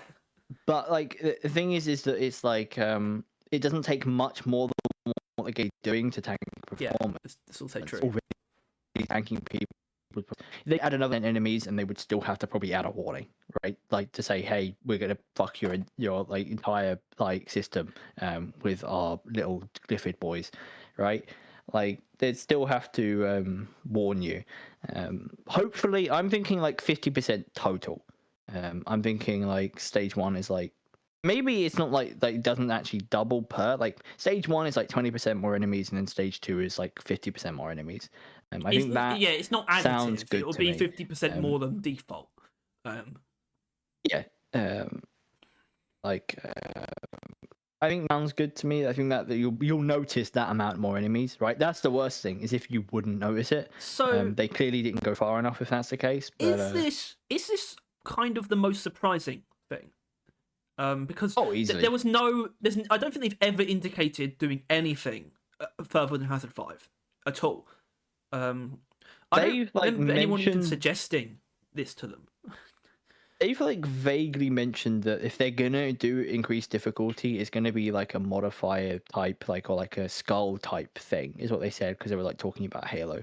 Yeah, I think is like it'll be like you're up to something, like you do it yourself, and it's kind of like different. Yeah. I would really, that makes me want, like, because that made me think of certain Halo skulls. Like Mythic is one that they couldn't really adopt, because what Mythic is like it upgrades the rank of most enemies, which worked for Halo because every like enemy, all the Covenant species have like stages, of ranks. But it makes me really want them to do a little bit more than what we've seen with this system. Like I would love like an elite frequency modifier. That'd be awesome. Yeah, I was thinking that with that. Like, there is a lot, a fair amount more things they could do with that, right? Yeah, like you could just like yourself even harder if you wanted to. Like you could like turn down your maximum shield to like 50% and 0. Like you could basically make it. Player vulnerability could include. We don't exactly know what that be. I think player vulnerability is probably going to be how much damage you take. So that's how it would apply to both shield and health. It's going to be making you take more damage. Yeah. It's not going to be decreasing your shield and health values, because that's just a bit unnecessary. It'd be easier to just make you take more damage. Enemy toughness I actually am interested in. Like, how tanky can you make the enemies? I want to make them as tanky as possible just to see what that's like. How much can a maximum toughness grunt take? I want to know. And I want it to be silly. It would be interesting because it would break probably quite a few breakpoints. Like it could change some serious like things. Like how it's like some weapons are only good because of a certain breakpoint. Well, because like the players that care about that would play on the maximum difficulty. If the maximum difficulty then breaks those breakpoints, it would actually change like the meta build for like some things. Mainly the M1000, I think, is the key thing. How it like one shots certain enemies. Maximum toughness, maximum aggressiveness, elite bolt detonator. That's hell. That's hell. That on the Drillinator section on the top of those deep scan. Yeah, it's ridiculous, but it's really fun. Like it sounds the game's going to be. Well, a lot that's more what I fun mean. with That's these what I mean things about involved. it being like a mod adjacent feature, because it is. It feels like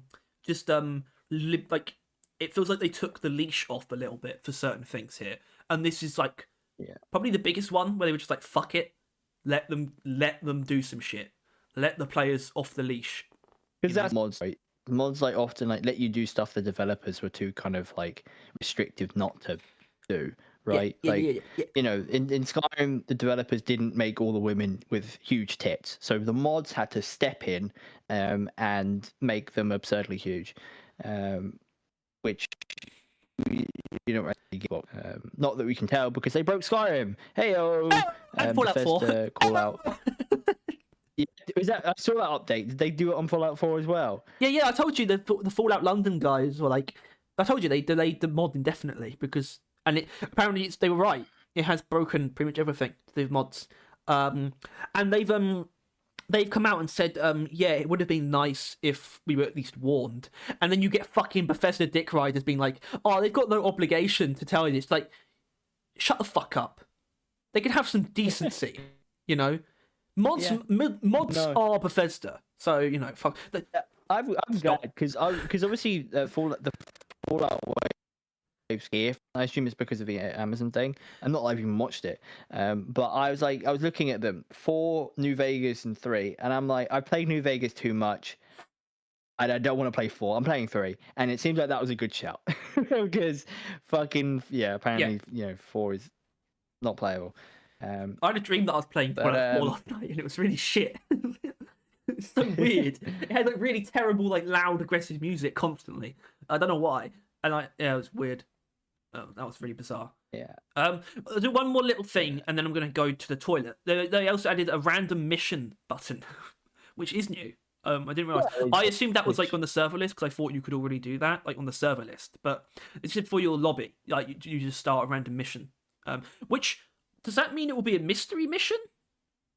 Because as far as I know, it's like this is selecting a random mission for you, not making you join. I think it's mission. Just No, I think it would just like click that, and then it would like probably kick you out, and it would have like a Morkite mission that's like max length with double warnings, and you're like, huh?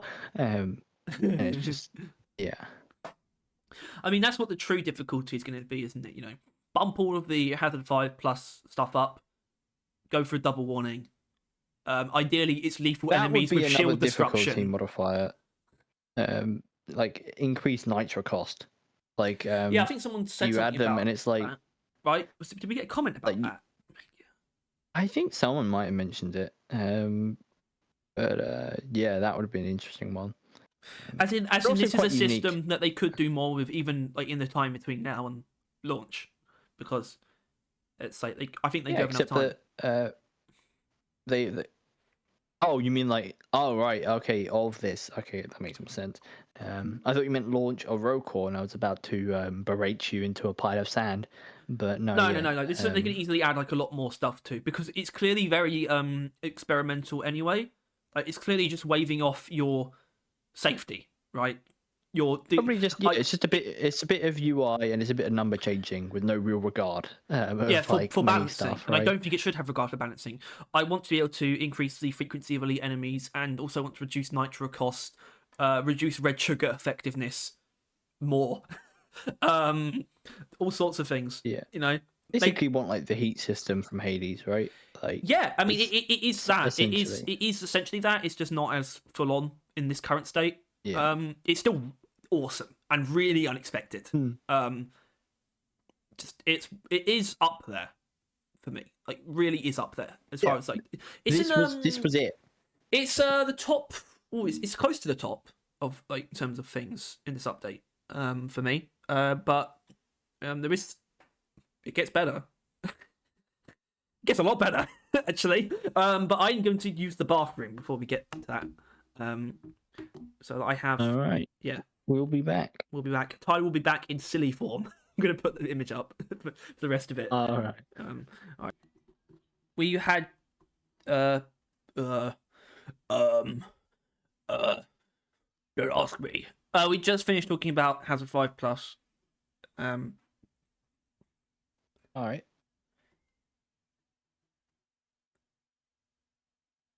Is there anything else we need to say? No. Then we can move on. I mean, to they the did. next thing. Someone asked them about deep dives, which was funny. They asked, "Is deep dives going to get this system as well?" And they were just like, "Nah." It's like Clearly, never even thought about deep dives. Because who does? not me. New people. That's about it. Yeah, for a while, for a little bit, and then it goes away promptly. What's next is actually reactivating old seasons. Which obviously we have I feel like dedicated we've an entire episode Talked to. about enough, and it's not like they've changed anything or revealed anything new, right? It's still Yeah, but you what did say it was. it makes more sense now. The justification for doing it makes more sense because now instead of having one season for 2 years, we have 5 seasons and a bit for 2 years, which is a lot more playable for new people, right? A lot more, really. They've got plenty of time and content to chew through, which is good. So yeah, it makes way more sense now. In, I completely understand it. It is entirely justifiable. This was the missing piece. Knowing that season 6 was going to be delayed indefinitely, knowledge makes it make sense. Essentially, it wasn't a bad idea before. It was just like, why are you doing this now? But now it makes sense. It's also how much else there is as well for season 5 beyond it. It was our original list. It made this it made the reactivating old seasons a slightly frustrating feature because it was standing up with like one of the big ones. Yeah. Now it's really going to take the back seat for me.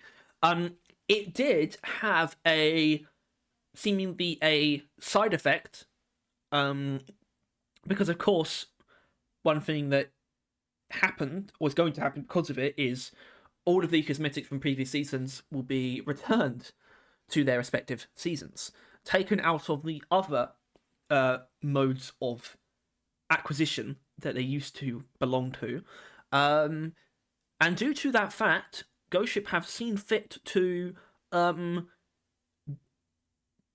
take drugs. Adderall, basically. They gave the art department Adderall and were just like, make more stuff than normal so we can put it in all the other loopholes. All of them. I didn't quite, catch on to what that was at first, mainly because I forgot about cosmetic matrix cores. But I remember that it's like, there's like 4 different ways, like 4 different places. There's Lost Packs, the cargo crate, there's cosmetic matrix cores, and the shop. And it's going to be new stuff in all of them. New stuff for everyone, including us. Which is, once again, really surprising and really, really good.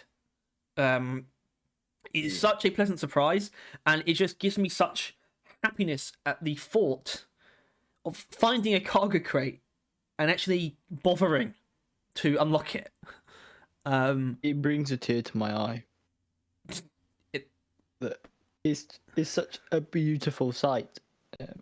It definitely will be now. I mean, like something. Yeah. It's the thing about it that is a little bit leery is how much, Not that it needs to be much. It's only because of what those things usually entail. Definitely specifically the cargo not crate. 1-to-1. No, it's not going to be 1-to-1. But I mean specifically the cargo crate and the lost pack, because the cargo crates, they only house frameworks and victory moves. So does that mean there is another framework being added in season 5? Lost packs, all they have in them are arm paint jobs and pickaxe customization. Does that mean there's another pickaxe set in the Lost Pack? Maybe not. The seasons bring certain things, like Bosco framework, for example. Probably not going to add another one of those. Like you said, not 1-to-1, but there are certain things that define these loopholes that I feel like they probably are going to do, but I'm not 100% sure. It's really difficult to gauge that. Maybe not the pickaxe as much, because they can still put a pickaxe paint job in there and not worry about making another pickaxe to put in the lost packs. But still, I really do wonder about it. It's just not clear to me how much they're going to do for those things. I think we can expect like a little bit, right? A little bit of everything, as like a bit of a apology, a bit of a not apology actually. That's not the right word. Just appeasement to the old players who haven't had anything in them for like years, which is a weird trend that this update has. It actually played to veteran players, and like gave them stuff specifically, which is unheard of. But yeah, I don't know. I don't think there's much to get your expectations up for, but it's just really, really nice. It just is, right? It's just like it's just a really, really nice thing to do. I mean, add even more cosmetics than getting in the past. Yeah, finding machine events again, right? Because obviously we've got new overclocks and new cosmetic matrix cores. That's pretty sick. So, and it's not just because last time we got new overclocks was with the new weapons. There was no new cosmetics in that pool to choose from, so it was just overclocks. This time, when I put a blank matrix core in that core infuser, I'm actually going to see those purple icons again, and that's going to trip me out. Yeah, the whole thing. That's going to be I might actually end up crying when that happens. Not that I didn't cry during the stream. I mean, not really. I wasn't sobbing, right? But and it wasn't from that. It was actually from the next thing. What's the next thing, Tyler? I going off that comment alone, I'm going to assume it's the infinite promotions.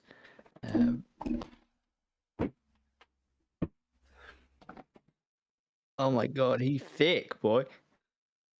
Hello. You didn't hear that. There didn't need to be any noise. Mute your mic. Oh, the legs. Oh. So yeah. Yeah. Yeah. It not really hurts. My thumb really hurts. That's the thing that struck the mic very directly. Ow. I don't care. I'm in pain. It doesn't matter because everything's okay. Everything's fine Everything's now. more than okay. We're in a world where there is a overclock. What the hell? Infinite promotion. We're in a world with infinite promotions. And it's a beautiful world. This is all the terror, ever. all the pain, all the war in the world pales in comparison. That's so disrespectful. Honestly, That's so disrespectful. Once season 5 launches, I think like fucking Russia's gonna pull out. Israel and Palestine are gonna chill the fuck out. Because once they realize that instead of doing that stupid bullshit called war, you can just be like getting infinite promotions in Rock Galactic, they're just gonna sort themselves out. Like I genuinely think that infinite promotions is gonna cause world peace. I think that is a very reasonable thing to think it will do. It's gonna cause inner peace for me. Yeah. It's just you said it yesterday. It is literally, like very literally, a dream come true, because I've had dreams about this. Because which is embarrassing, I'll admit, but it still happened. Really you get know, to control your dreams. no, you don't. So you can't really blame me. You could say, "Oh, that means you play What? too much Deep Rock." But I've never wanted, I've never wanted something to be added to a game more. That I can say with 100% certainty. There are very few things in life that I've wanted more than this, which is kind of sad. It doesn't stop it from being absolutely incredible, though. It's also pretty much just perfect. We've had a lot of different variations that we've suggested over the years about what form this could take. Resetting to like the start of the promotion cycle was one of them, which I don't think would be particularly good, especially because I just don't know where you would put the number. To be honest, that's the biggest thing. At the bottom, or something. Yeah, it wouldn't have been terrible. There's also adding a new tier beyond Legendary and having that be the one with the number, which would have been cool. But what I said yesterday to you is that that would have made more sense a couple of years ago.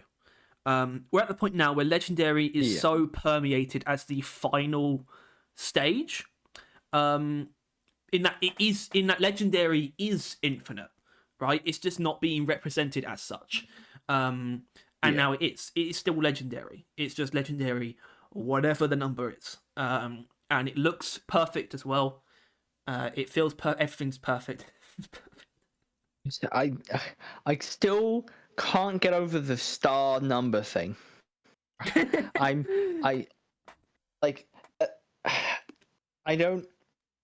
don't know when it's gonna start counting. I really can't figure it out. I think they might get rid of the first stars. You might go straight into numbers after Diamond 3. You might go straight into Legendary with numbers, maybe. I don't know. I think you could have numbers and the stars grow at the same time. Like the number slots there and the star, and it's like 1 and there's 1 star next to you, and then 2 and there's 2 stars, 3 star, 4 star, but then obviously it doesn't do any more stars after that. But then it's weird for it to stop. Like, I think it would be really good for people as well, for people who haven't got there yet, for it to be changed to just being a number. It's like, then Legendary is just that. Legendary isn't, 3 stars, then you start getting numbers. It's just the final infinite tier. I think that's what it should be, to be honest, now that I think about it. It makes sense to dissolve the 3 stars you get before, or that you get at first. So I think they might go in that direction, and that's what I would suggest as well, but I don't care. I don't care about anything. Oh, God, it's just... Infinite Promotions is here. Yeah, it really doesn't feel quite... It doesn't feel real. Like, it really doesn't. Yeah. It's just weird. It's so weird. But... And like I said, I mean, obviously, what I did just a few minutes ago was very performative.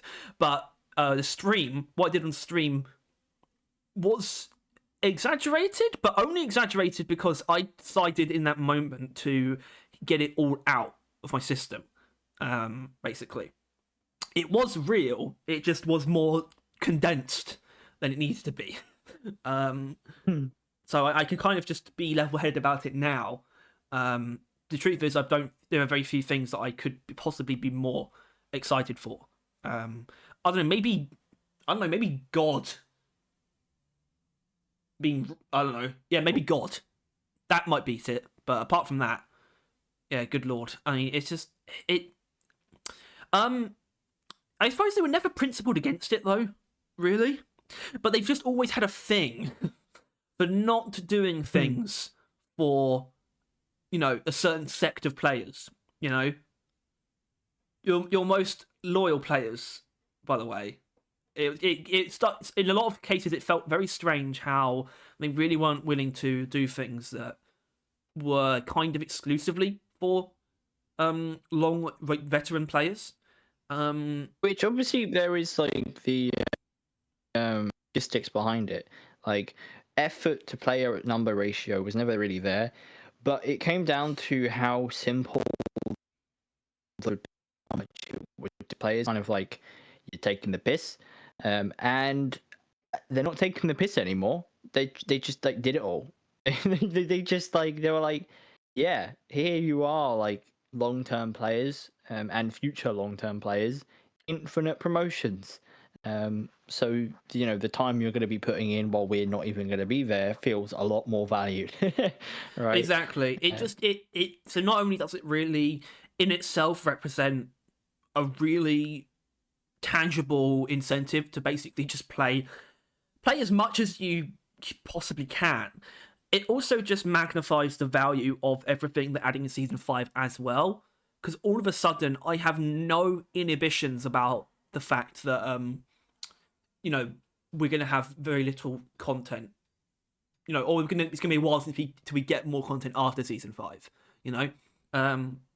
If this wasn't here, all of the season 5 stuff would still be awesome, but once it's worn out its novelty, then there'd be, it would start to feel pretty empty pretty quickly, right? The whole game would, I think. There's something about this just really securing like the game's future for me, where it's just like it's just gonna make everything feel better. I'm not going to be worried about when I stop, caring specifically about the new content. That's not going to be a bad day anymore. It kind of just doesn't matter. There will come a point where it's not as valuable as it could be, but that also might not be true because with the way that I work, especially just the way that I do things, when I get close enough to a certain milestone, it suddenly becomes an actual milestone.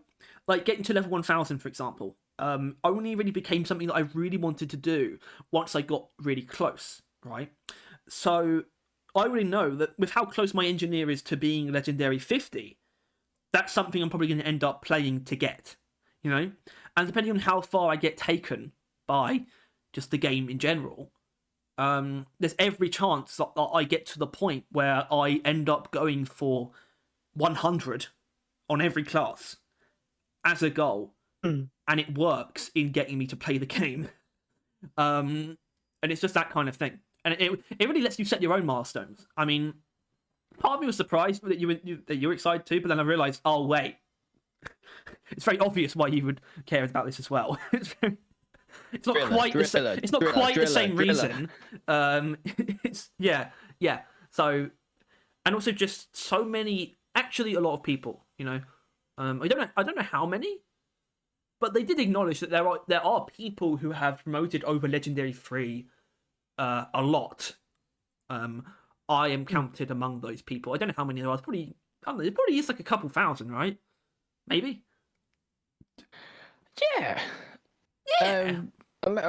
Yeah. I mean, a lot of people have reached Legendary 3 in at least one dwarf, I imagine, right? Like probably like tens of thousands of people. Like, yeah, maybe have reached a legendary.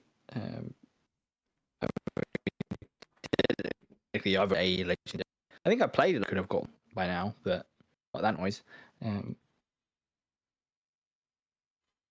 But yeah, the number, love number, big number, best thing. Yeah. Not really be that big for like most people from like most time, but you will see someone join the game with like a level 300 legendary fella, and you're gonna be like, oh, well, like, yeah, alrighty then. Yeah, it's like whenever people join, like randoms join us who are like, like level, like they have thousands of levels, but can't see that in game though. That's the thing. Is you only see like usually you only end up seeing one of those dwarves, and even if you do see more than one, you're left to guess which one might be the highest level. you still might have to guess because no one's necessarily going to like cycle through all of their classes when they join your game, but you're still going to know how much they've done on at least one. And I think it's just going to be really energizing, I think, for a lot of people, for themselves and also for seeing what other people have obtained. And that's going to become like a really friendly point of competition in the community. People really going for the highest number that they can. It might destroy some people's lives. But that's a risk we're willing to take. It's a risk we're willing to take. It's worth it. It's worth every penny. I do wonder if they're going to do anything extra surrounding it. Like, so we talked about potentially certain voice lines, but it's probably unlikely that they're going to do any extra effort, because this was something that, well, it's always been this simple to do, though. That's the thing. So it's always just been this. Because as they mentioned, they have been tracking it like the whole time. Yeah. Right? Like we already kind of knew that. We had to figure it out. But like they have been. So it's not like that was only a problem. They just had to like make it show it. Mm-hmm. That was like it. Right? Which is why we were always really fucking pissed. It didn't seem like it would be that much work. It might have been. We still don't really know. But either way, they've kind of just slipped it in now, which is who gives a fuck at this point? It's finally here. Oh my god, it's finally here. Which, even though it's not actually here yet, like now, it feels like it's still here. It almost does. I'm being careful. Contributing to that still. Yeah. I need to be careful though, because I don't, on principle, I don't want to play too much before season 5. I don't think it's a good idea. But it might happen. So, and that's your fault, Ghost Ship. So you know what? Maybe you should backtrack this. No, don't. God, I would have paid real money for it. I want to give them more money than I can anyway. And they let me. Yeah, but this is the thing. It's very simple though. It's very there's not much to it because it's what it is and it's exactly what it needs to be. And that's the point. They didn't overcomplicate it. It's just happening, and it is what it is, and what it is very good. So. Call me excited because I am very excited. And I think the next thing was kind of as amazing as it is. Maybe it might have been a little bit elevated by what it was following up. Maybe this isn't actually that good, but it felt a lot better. No, but it is though. At the time. It is though, but it was still elevated, I think. Yeah. So, and what that is just a bunch of new mutators. Yeah. Straight up. Which edges on being one of my favourite things that they chose to do because it's so classic. Yeah. It's so just out of the blue and just straightforward, but also still very cool. Like two of them are very simple, and two of them are have a little bit more to them, but it doesn't matter. It's just so nice that they're being added at all, and I just feel so good about it. Like I said, feels like a classic edition in a lot of ways, or a classic, just smattering of new warnings and anomalies. I actually don't think they've ever added new anomalies though, which is kind of wild. No, I don't think so. I'm pretty sure that's true. I think it was one and done when they added them originally. I think they might have done it once, but warnings have had a little bit more presence. In the update cycle, but in this update they have equal presence. One of them, one of the anomalies, the first one we spotted actually, because we spotted it when they were talking about the Hazard 5 Plus stuff. I immediately spotted it. You didn't. It took you like pretty much to the end for you to realise that there was a new anomaly. I had no idea what the fuck you were going on about. Yeah. Blood sugar. Which seems pretty simple. I think it is just enemies drop red sugar. These things tend to be a bit more nuanced though, like volatile guts, for example. The explosions do vary based on the creature's size, so much so that tiny enemies don't explode. So I think it's probably going to actually match that in a lot of ways. Especially with tiny enemies, I doubt swarmers will drop anything. They do drop gold, to be fair, in golden bugs, but this is a tad different. I think even if every swarmer only dropped 1 health, that would still be a bit ridiculous. So I don't think they're going that direction with blood sugar. There's also secret secondary, which is that one actually I'm not 100% sure how it's going to work. As in, I don't know if the secondary, the more interesting version, which is that the secondary is hidden once you get into the mission as well, right? Oh no! What? Yeah, no. I guess sure. Well, no, yeah. I guess that is the more interesting version. I was just thinking of the actual version, which is going to be it's just not there. Like while you're going into the mission, you have no idea what you have to do until you're in there. Because I mean, it'd be a bit absurd because you wouldn't know how many Bulu caps you still got to go until you've got all the Bulu caps, right? Something like that. Like that wouldn't be fun or cool. Well, the things you would, because it's very easy to check, but it's not right there, so it would just kind of be tedious for no reason. So yeah, I think it will be. I think the secret secondary will be there once you start the mission. I think. I'm not sure if they said. We'll have to find out, but that's my read on it. Still, it's going to be fun when you do a mission. It has secondary already, but it also has Lift of Age Outbreak, so it has 2 primary missions. It also has secret secondary and a machine event. That's 5. That's 5 objectives. All of a sudden, starting to compete with the amount of shit that you can have in your depository in terms of how ridiculous that's going to look. Having 5, assuming you can see the secret secondary as part of your quota. We don't actually know. I think though that one is actually a little bit like underrated in that that's going to compel people to do that secondary mission, like no matter what, and that could actually lead to you fucking yourself over. You're going to be compelled to do it because it's there, and that could lead to certain situations, and I hope it does. To be honest, it's also it's why I think like I know this is at the end, but I'm gonna mention it now. Like they mentioned and more vaguely right at the end, which is like, what more could you possibly have? And this warning is like the only reason why I think they might have a couple secondary objectives under their belt. They might kind of slip in. I was going to get to the more part later in terms. I was going to sort of throw some things out as to what it. But I think while we're here, this is why secondary objectives is like up there. Yeah, I think it is. If it is anything. Well, we'll get to that. I think the warnings. One of them's pretty horrible, actually. Duck and cover, which apparently not apparently, what it does, it increases the frequency of ranged enemies of all classes, which is painful.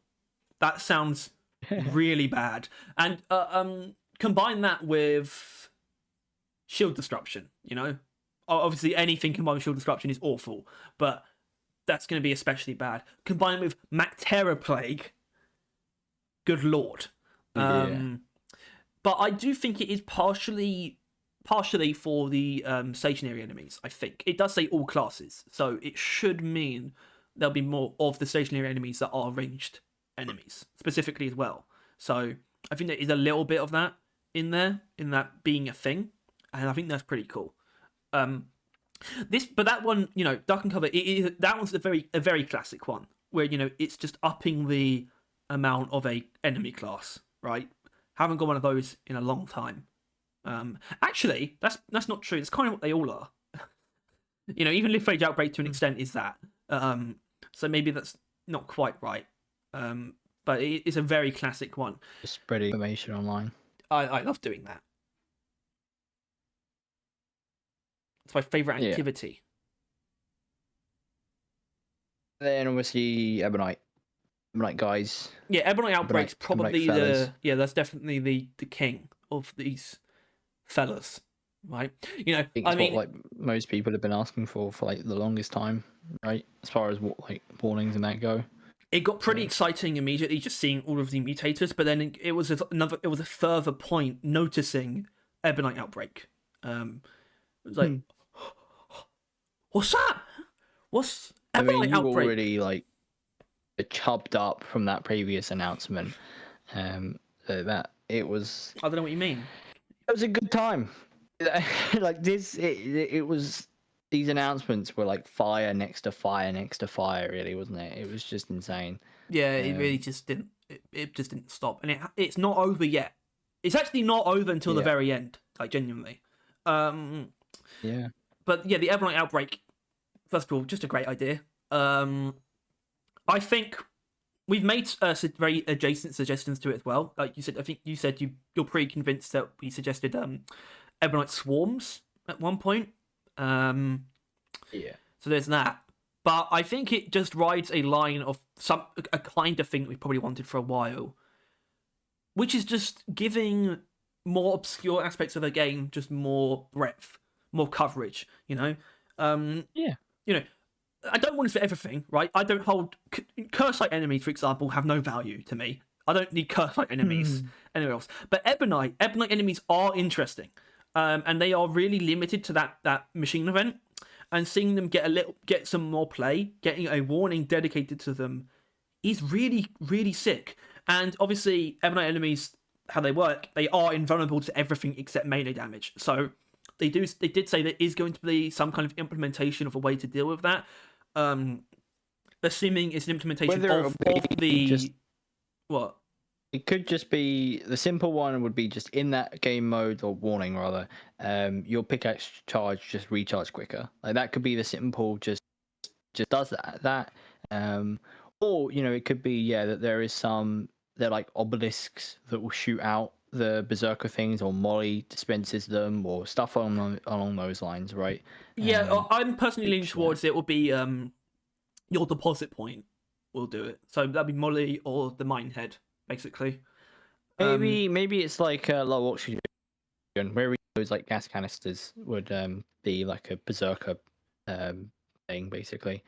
Which this would increase the pick rate of berserker, which is always good because best perk. There you go. There you go. Yeah, and also I guess getting like Slayer Stout as well would be nice combination. Yeah.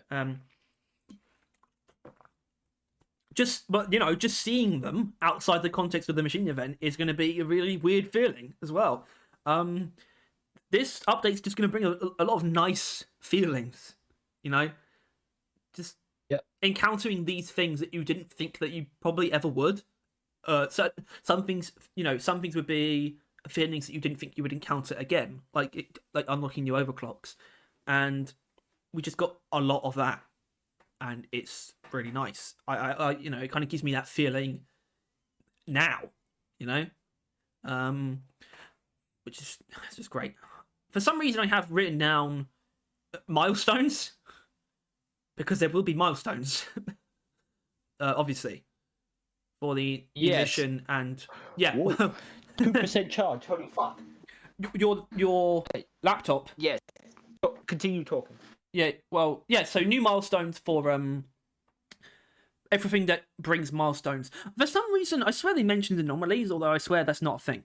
So I'm going to try and check that quickly. But yeah, obviously there'll be new milestones for the mission type and for the new warnings, which they kind of brought up. I think they only brought that up because they got asked about perks, though. I'm pretty sure. Yeah, they talked about it's down to 1, but it's fine. Caught it.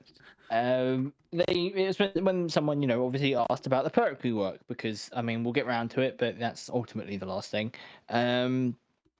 But they did say the situation is only going to get worse with a new game mode, 4 new or two warnings, 2 things. What else are there milestones for? That's it though. Okay, so but still, that is a lot of stars. Yeah, but there's still, right? it's like 1, 2. I think they all. Yeah, but with how these ones work, they all reward 2 perk points each. But there's 5 stages, so that's 30, I think. Oh wait, hold on. Mission types. Yeah, it's the same. It's the same. 30 perk points added on. So that's pretty cool. Which is, yeah, I mean that's probably like a perk, right? That there isn't to buy. There'll be 15 warnings as well. Once that's added. That's a good round number. It is a lovely number. Currently 13, which is unlucky. That's no good. But yeah, no, the star situation is going to get worse. But I'm sure they'll remedy that in season 6. You know, when that comes. But for now, season 5. Oh yeah, I will say. Let's be honest. If they don't, that means they have decided that it's not happening. Which doesn't mean anything, right? Just because we don't get a perk rework, that doesn't mean we don't going to get perks, right? We are going to get perks no matter what, and we definitely should, because honestly, that is one of the biggest fuck ups like from the entire game's history, and it is still going as we speak. But that's for another time. Yeah. Cosmetic filters, which is a lot better than I think we were hoping for, or like kind of thinking about. I don't know. It's pretty much exactly what I thought it would be. To be honest, I think it's a lot more deep. Oh, sorry. I'm actually remembering exactly what it is. Yeah, it's actually it's quite extensive actually. Now that I think about it. Yeah. Sorry, I forgot. Especially because I think the first screenshot they showed was actually of beards, and I think that really exposed it. Like when they had armored, gilded, long, masks, short, steel. Oh, steel is armor. Clean shave, braided, bound. Yeah, it's pretty extensive. The amount of detail. And you know what? And this is sick fucking me, but like that is really good because that tells them what there's lacking in as far as cosmetics are concerned, right? Which basically is like, oh, we really haven't added like any, I don't know, clean shaved. Well, I guess that's the no beard, but like short. And then they'll like go add a bunch of those. Like, I mean, I don't think that's a good example. I think they've added a fair amount of them recently, but like this will tell them the stuff that they do the most. And be able to maybe spread out a little bit more. But, like gilded. When was the last time they did gilded? I think it's actually fairly recently because for some reason they decided to armor and gild like a thing in the past. I don't think they've gilded anything recently. No, I don't think they just so. Armored. Well, I'm looking at it now, so I assume this is all of the gilded beards, and they're all the ones that were originally added. Yeah. So that which does also imply that they didn't add any in hopefully. season 5, by the way.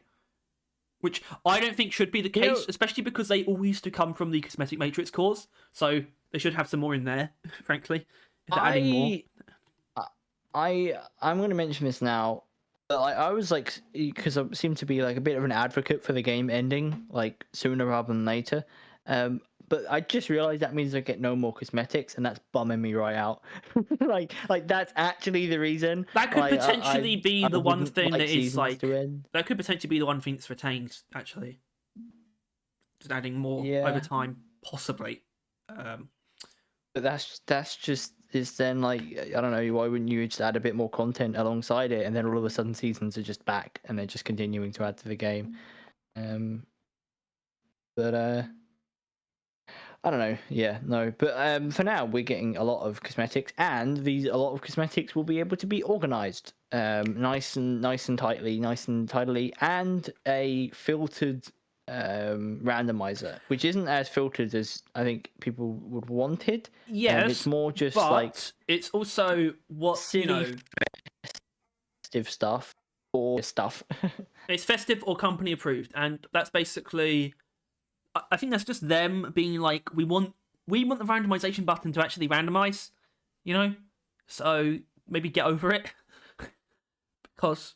If you had too much choice, you'd basically just be picking anyway, like, to a certain extent. So, I think if it's going to be minimal, this is the right way to do it. Minimalistically, is just pick between event stuff and non-event stuff, basically.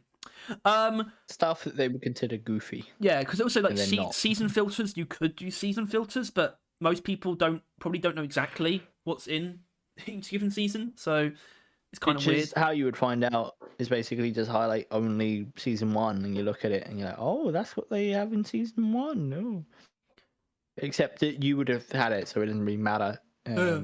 Because if you don't have it, you wouldn't see it because they'll be in season 1. Well, you can see it now. You can just switch to season 1 and have a look. Yeah. But yeah, you would be able to do that too. Point is, honestly, not up there as far as features go, but definitely not a bad one. Still, it's one very of solid. yeah. It was sort of one of the Well, actually, I can't remember if it was a big point or a small point on the original feature list. It is one of the things that was on that. New dance moves was on there too, which is obviously Which they haven't mentioned this time round. No, They better not be cancelling the dance moves. No, it's on update. I'll get pissed. It's on the smaller features. But yeah, the dance moves. I mean, I don't think I've kind of am excluding that from the more part because it's just like already announced. So I don't know if that's wise. Well, no, it's definitely part of the more part. Well, yeah, obviously it is. It's but the thing that's announced that they haven't talked about. Yeah, that's what someone who is stupid says. So got ya. New player affliction overlays.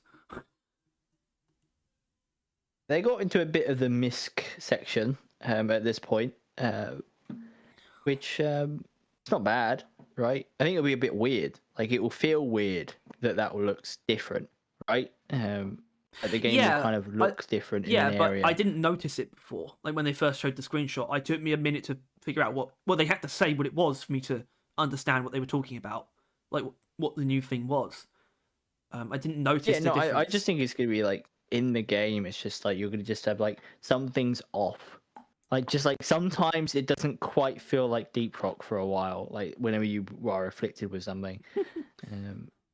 But I'm sure it's no biggie. I don't remember why they did it. Yeah, that's the thing that's kind of jammed in at the end. That's like that is the most minimal part, really. Let's be honest. Quickly jumps up. Once again, not massive, but it does jump up quite a bit from that to more cave shapes. Hell yeah! Which they said about really good. 20. Yeah, I think so. They said I think there was still someone still on like the cutting block, like could go, but around. Bring them all. I don't care. As much variety as possible. That's one of the things that we need. It's the perfect time to do it. It is another point in the update that they're like saying sayonara on. They're just rejuvenating all of the game modes as much as they can with those cave shapes, which does work. I think point extraction got a world of good when. I mean, I'm sure that I assume that's going to happen again. There might not be many, but once again, there'll probably be a couple. Probably get one or two. Yeah. Yeah, there'll probably be a couple point extraction ones, which is like, oh, I'm going to recognize that every time I load into it. Yeah, it's like a very specific layout. It's just, I don't know why that's point. I like it though. I do like that thing about point extraction, but it is weird. It's really weird. But obviously, there are obviously every mission type gets some new shapes. Deep scan brings its own inherently, but it's not the only mission type with specific focus this season. Is it, Tyler? Yippee kayak. Yippee kayak. Okay, they did the thing let that I me wanted. very quickly ask you a very blunt question. Does this actually save escort duty? Not really. One change. I mean, it's one change. I don't. You fucking expect like some magic bullshit. This thing is severely flawed, but it is one of the changes I wanted them to make, and I think will work in improving it dramatically. I don't see why they didn't do the other part where you change up the swarms a little bit to make that more interesting, like have a unique swarm in. second one was like a Mactera swarm or a Presser swarm or whatever. Well, I that's wonder if more anyone can big tell guy me what swarm. Tyler just said, because I certainly couldn't make it out. Fuck you and your mother. You make that out, Harry? Yes, very much so. Good. Point is, it's alright. It's a shame that it's a start at the end, but it's a start. But no, it is good though. It's the best thing you can do on that game mode, really, because they're not going to change it at this point. It's too late. Not fundamentally. Right? No, it's stuck. So the least they can do is make it more interesting, and step one is making that fight a little bit more different from each time being literally 100% identical. Now there'll be a bit. Not that I think this new grabbing you is that good or interesting. I mean, it's not bad. It really, It's- this it's, really you know- is just the principle, isn't it? Why you're happy about this? Yeah, because it's still a good idea. It's just like congrats, you've done what you should have done in the first place. Really. I'm sorry, I've not studied game design, but it should have been fucking obvious that you shouldn't have had the exact same thing occur every single time on a game where people do things many, many times, right? I don't know. I think that's rule number one, right? Yeah, sometimes it's missing, for them sometimes. I think Deep Scan took them a kind of while to avoids add that more because the dreadnoughts. drill elevator section is obviously not going to be the same because that's just inherently influenced by whatever enemies happen to be around. Heavily influenced. Well, no, it's different. It's like because obviously Morkite is just mining Morkite the whole time, right? It's more boss fights, right? Or that kind of events. You can't have that be exactly the same every single time if they're supposed to be a big deal. Which they got during the Caretaker. That's quite different considering the order of which it uses some of its moves change. Still not flawless, but seems to be. Yeah, I don't think that's their strength, right? Giant boss fights, stationary boss fights, things like that. Not their strength. Yeah, and they are they are a symptom. At the end of every wave, we'll have a boss. Yeah. Boss fights are almost like a symptom of the overambitious missions, right? Which makes me think Deep Scan is actually safe, because it doesn't. So boss fight involved there. Boss fight. Yeah, it's just it just did something funky. Speaking of funky, so something that wouldn't have been funky, the fact that when we got the weapon maintenance system in that maintenance update, it was a really, really cool and nice surprise. But I think, especially upon learning how long Season 5 is going to end up being and things like that, the maintenance paint job was the last thing I was thinking about. And it hasn't sharp massively, but it was still a big surprise to, obviously it caught my attention immediately when we saw that and it said 5.1. I was like, what the fuck does that mean? And you see, out of 7. They just decided to add 3. This is so. This is so obtusely. This is so obtuse. It's just more playtime. Just give them more playtime. Yeah, they were just we were gonna add 1, but then we were we can add 3. they're we got the time, the energy. The artist seems to be on crack cocaine, and they're putting out way more than they normally do. And they're well, we might as well just add more paint jobs. It's not like they're the biggest thing in the world. And it's not like those paint jobs looked like they're the biggest thing in the world. They don't look. Some of them look pretty cool. Outstanding. I mean, hold on. One of them was Liberty. Looks quite metallic. Heavy Metal is obviously metallic, and the other one's called Dragon Scale. So I think they will probably be pretty nice. They don't look. They also don't look. That Dragon Scale sounds a lot cooler than it is, right? It's not. They also don't look class biased either. So that's a good sign. Yeah.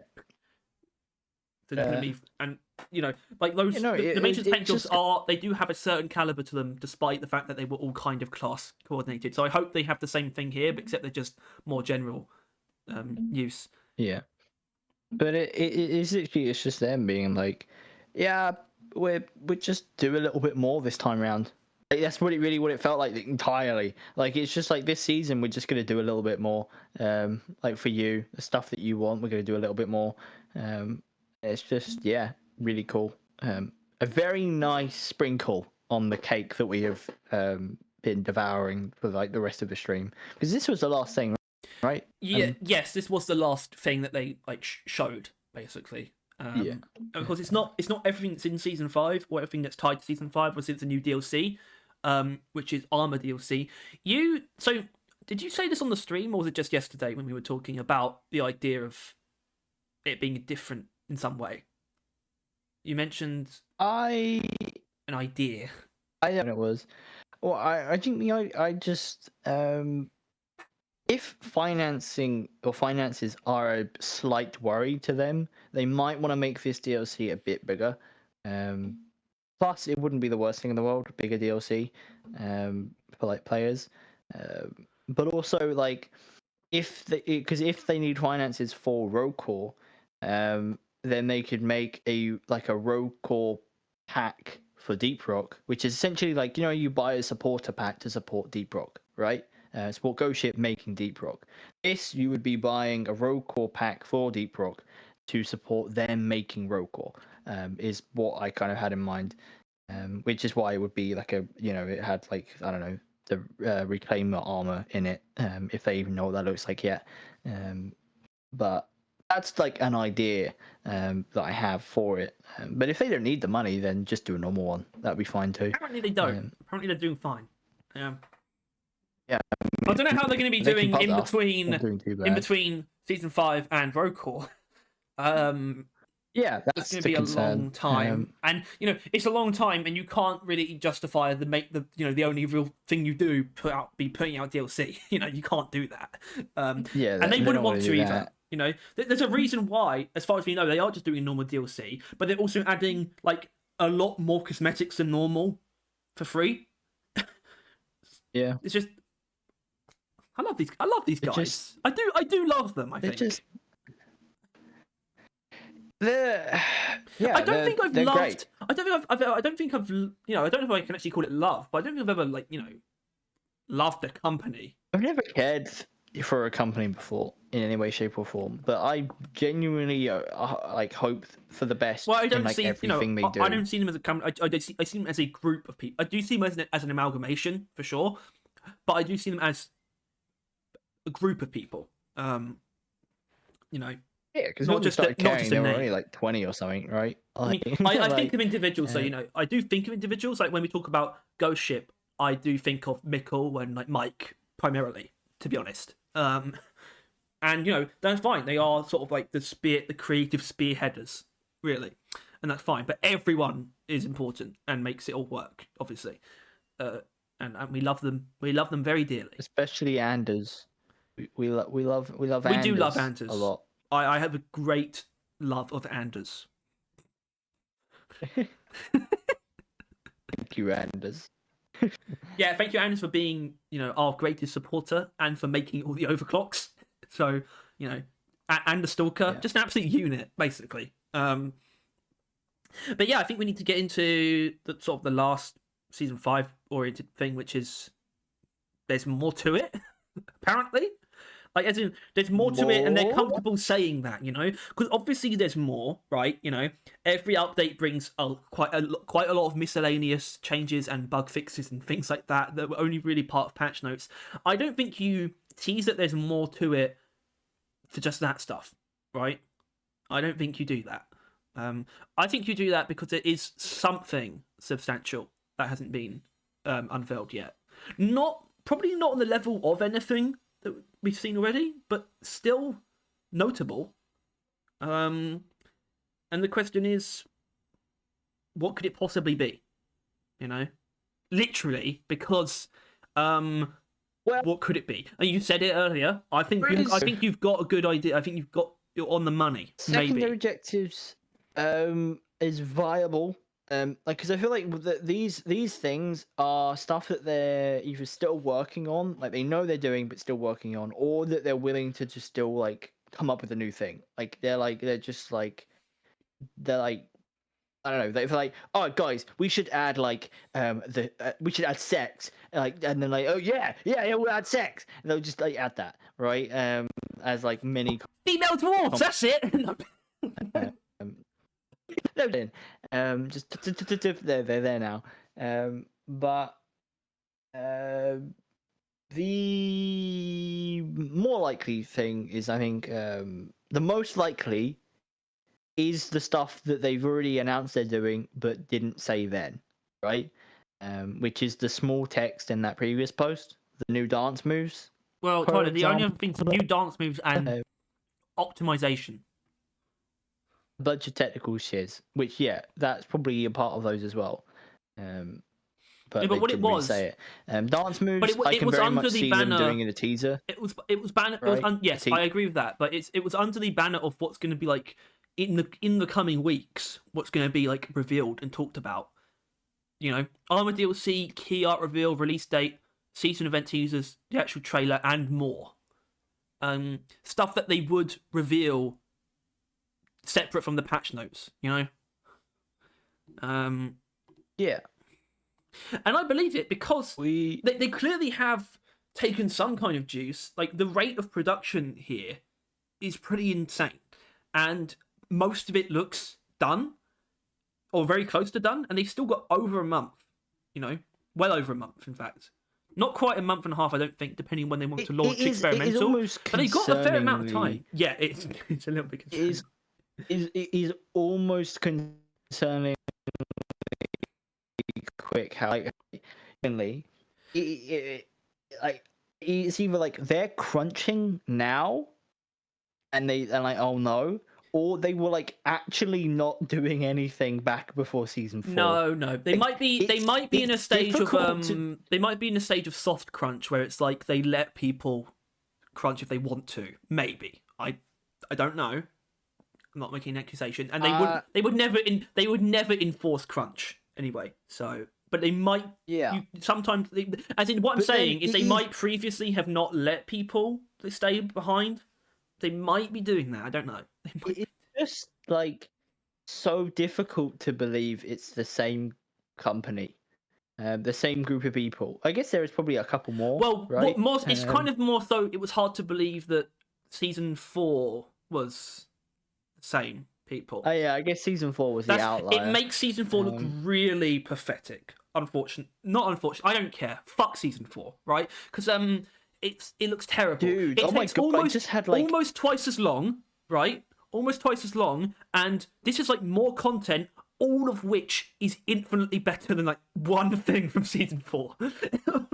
I just like time skip just now. I was just like thinking about like season 4, and like I was just there. Oh god. I was just like coming out of season 4 just then, and then skipped to now where like season 5 is like right here. Like time is absurdly fast when it wants to be, and season 5 is here. Yeah. Like it's almost like I think people just won't talk about season 4. Like it's just not going to be a thing people bring up. In original fairness, is no one really brings up previous seasons other than us, right? Like really, like maybe season 1. We are the kings of dredging up the game's past. To compare it to the present to talk about.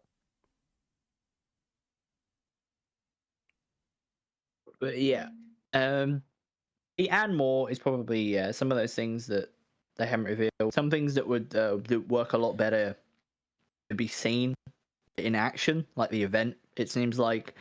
Well, that's outside of the and more. That's there. It says season event teasers are coming. That's up front. Yeah, it's like that's the kind of thing that is an example of stuff that you would expect to see in teasers. More thing. Plus, random tiny stuff. Because always somehow manage to add something like in the trailer of the season, which just catches us off guard. Yeah, I mean, it happened. Like, okay, this is one of the coolest things about season 4. They managed to do it at this point because they just did it. Huh? He just did what? Oh god, is he dead? What? I don't know. Did you just die? I think we both Right. did for each other. You just it's not. It doesn't working properly. Yeah, you're fucked. Oh, what's going on here? What's this all about? What's this about? Hold on, I'll pause. It's All a right. good look on me. Yeah, we got loading screen Tyler now, which is great. He's gone through 3 different stages. What was This is do you even remember what you were saying? ultimate Because you were form. saying some stuff and it was unintelligible. It was about them doing the trailer, and they've already done it or whatever. Something, I don't know what you were trying to say. Yeah. They always seem to slip in a little magic in the trailer that they just didn't mention in any way, shape, or form before. Like I like the invasion, like fantastic. Kind of meant until it turns out it's literally like coming out the day of, and it's like, oh yeah, there's this thing that exists. It's like, all right. We actually Like, learned about Phase I Unite from genuinely the can't see YouTube them. premiere description. Yeah, exactly. Like it's like I can't see a universe where like something like that occurs this time around. Like, how is there not Yeah. anything that they haven't anything significant or not? But hey ho, I'm willing to be shocked. But I swear to God, Ghost Ship, if you do any more than you're already doing, it is gonna get more and more concerning. We are at the fringes of believable like produce, right? I mean, we it's were under kind the of assumption it's really that pushing it a lot. Actually, it's actually we're under the they've done all assumption that this the in like 4 workflow- months. That's quite fast. like the workflow was slowing down because of like game what's the like, game clutter or code clutter or whatever, right? That was slowing down because of that. Technical slowing debt. down because of like that's the one, technical debt. Slowing down because like they didn't really want to be doing it as much, or they want to be working on rogue core or like stuff. Like genuinely, just kind of like this time around, they just revealed, nah, we apparently had the immense amounts of knowledge of what players want and the speed of which to implement them that we used to have before seasons. We just hadn't been doing it, and it's like, okay, all right. Well, remember season 4, bit they odd. were trying to design like Rogue Core as an expansion while season 4 was in production. Wasn't it like one guy? Yeah, kind of. Didn't they get? I think that's actually true. Like, it's not much of an excuse, really, is it? I don't know. I think we need to get season 5 right now in my mouth, please. In my mouth, please. Season 5, and then I need to forget about season 4 and forget about season 6, and I'll live a good, happy life, in the permanent state of season 5. Yeah, I mean, who's because, gonna? What's gonna be like the season 5 quirks, right? Why would I want to switch from season 5 to unseasoned? Like that event's got to be really bad for me to want to switch out of season 5. Like, what is season 5 pushing? When you're in the season 5 I don't see anyone state. switching out. Most people wouldn't switch out season 5 until they've like done it, right? No. Like, there's like no reason otherwise. Yeah, no, I don't know. It's just fire. It was just straight up. They're like, hey, what's going on, guys? It's Mike and Mikkel. Let's say consecutively better and better things until the stream ends. It's not And even like, just okay. like, it's not even just, season 4 and 3, right? It's most updates it kind of surpasses. The only thing that isn't the only thing that isn't abjectly entirely positive for us is reactivating old seasons, and it's not a drawback either. So I can't call it a takeaway. Like, it's not gonna bring season 5 down at all. Most updates do have something. Even Roughnecks at Work, which added the mission types, even that, I mean, it's supposedly really good. On paper it is, but Escort Duty is kind of bad, right? It's got that going for it as a pretty big negative, and that's one of the biggest, like, best updates, like, on paper. This is, I mean, I remember someone, I don't think it was them who said it. I don't think it was them. I think it might have been Bjorn or something on Discord. He talked about how season 5 isn't going to be game changing, right? It's going to be an update. And I don't think game changing is the right word still, but this is You pretty upgrading. absurd. Yeah, it's like an upgrade. Yeah, it's like an upgrade. That's a really good way to put it, actually. Every part of the game that you kind of matters has been improved and added upon. Like the core foundation of the game just got like hella more attractive and reinforced. Yeah, they somehow Which managed is to not make an something you would update. expect this later They somehow on. managed to make it a season that is so much so. It still includes like the standard like season like bells and whistles, but it does not feel tied down by them at all. And everything that surrounds those things is actually bring them up. Like... I have no issue of like grinding through the past because everything that I'm going to be doing is going to be great. You want to know like, an even bigger example of that specifically, right? All these seasons, like before seasons, we would occasionally get cosmetics just kind of thrown on whenever they thought they needed them. Then seasons came out, and they gave us cosmetics in seasons. This time round, both. Yeah. It's both. Yeah. It is using the season format to deliver us an update, right? Like it is the apex of this game. Yeah, it's actually like a really good culmination of what seasons and like previous large scale updates are. The best of the two things. And it really makes me I really fear that like this season comes out and it's like all broken, doesn't fucking work, and like most of it was a lie or some bullshit. It was just a bunch of made up April Fools, and we just get like quoted. But like that's the thing about Ghost Ship is I can say those things and be quite confident. Like 99%. Like main mode's not that great. Maybe it's still not enough for like the huge gap until season 6, but ultimately, well, Tyler, no content was going to be really. There's no is going to be it. No content was going to be enough for that gap, but they got the No promotion game tracker. mode was going to last 2 years, but like that's why the promotion tracker's in there, the though. replayability. Yeah, exactly that. Extending the weapon maintenance, adding all the new seasons, coming back, so you can like be like, you know what, I feel like playing season 1. I think that was a vibe, and you load that up, right? Yeah, I mean, when I'm objective, that feature is actually a big positive. Really, just being objective, like it's pretty big. Like we've talked about the way the game feels. We're gonna do this. We are gonna do a like major updates tier list. It's gonna be from 1.0 to season 5, and I've just been mulling over the idea of I just praying before Thursday. This was like I really hope season 5 is gonna be one that we can put high up. Yeah, I don't know how. I don't know how. Seems like it will. I don't know how it's not gonna be S tier. There is something I feel like I don't recall them mentioning. Maybe you can answer this. But the changing of the seasons, does it change your hub, the rig? Do you get the decorations? Well, it could, because it does reload your game, doesn't it? Basically. Yeah. Because to be honest, that I think is actually important. If you can change how the hub feels regularly, that will help a lot.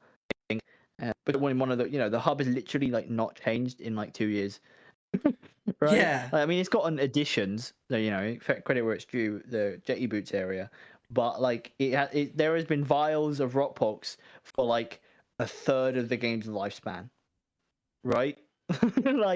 like. I mean, it's been 2 years. Let's think about that. February 2018 is launch. We got Rockpox in November of 2022. So here's it. It feels like it's been longer than this, but we're only going to have had Rockpox for only a year and 7 months, actually. Yeah. Okay. So not 33%, but like 27 to 28% of the lifespan. Still more than a quarter. Well, has been Rockpox. Yes, and it needs to go badly. Yeah, which it is. But I do wonder what the new decorations are. But with that being said, I still wouldn't mind bringing it back every so often. Fun, kicks. If I feel like playing season 3. which I wouldn't, or season 4, which I wouldn't. Which I wouldn't. It's Or unlikely season it's coming 2, back, which I admittedly. might. It's really season 2 the only one that sort of got. I might give a go. I would be down to bring back like rivals prominently. Then again, it does mean I might have to do the data extraction event more often, which is not the best thing in the world. No, and I'm far not exactly looking forward to fighting the prospector. But I guess the season 2 you got the thingy one that you like, and Nemesis be much more common. Yeah, that actually. too. Always forget about Nemesis. Don't forget about Nemesis. He's always there for you. You want to be there for him. Actually, he's not always there for you. That's bullshit. He's always there to get you. He's always there to get you. He's gonna fucking get you. Yeah. So instead of slow moving from snail, it's just the Nemesis. it does come together though, in a way that is slightly bitter. In that season 5 sounds so ridiculously, insanely good on like every level, but then you realize when you take a step back, you realize that it needed to be. It actually did the saddest need to be. thing. The most saddest thing about season 5 is that, like, as much as I genuinely believe that Road Core is a good idea, it will be a good game and it will be worth it in the end.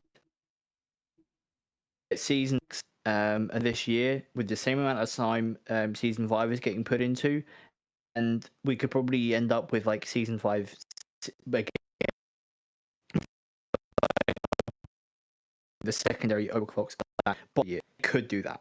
Jesus Christ, man! You're gonna have to go through that. That was ridiculous. That was such a bad timing for you for your computer to fuck up. That's not fair. That's not fair. I'll start from basically. We could get season 5 again in the form of season 6 by the end of the year. Yeah, if they were doing it, yeah. If they were not working on Road Core, they would have enough time, and if they did the exact same thing they did this time out again, but obviously slightly different biome instead of a game mode, secondary overclock instead of primaries, perk overhaul instead of literally probably everything else. Probably a new dreadnought. I think they want to do that. I think they want to add a new boss of some kind. Yeah, maybe something like that, a new enemy.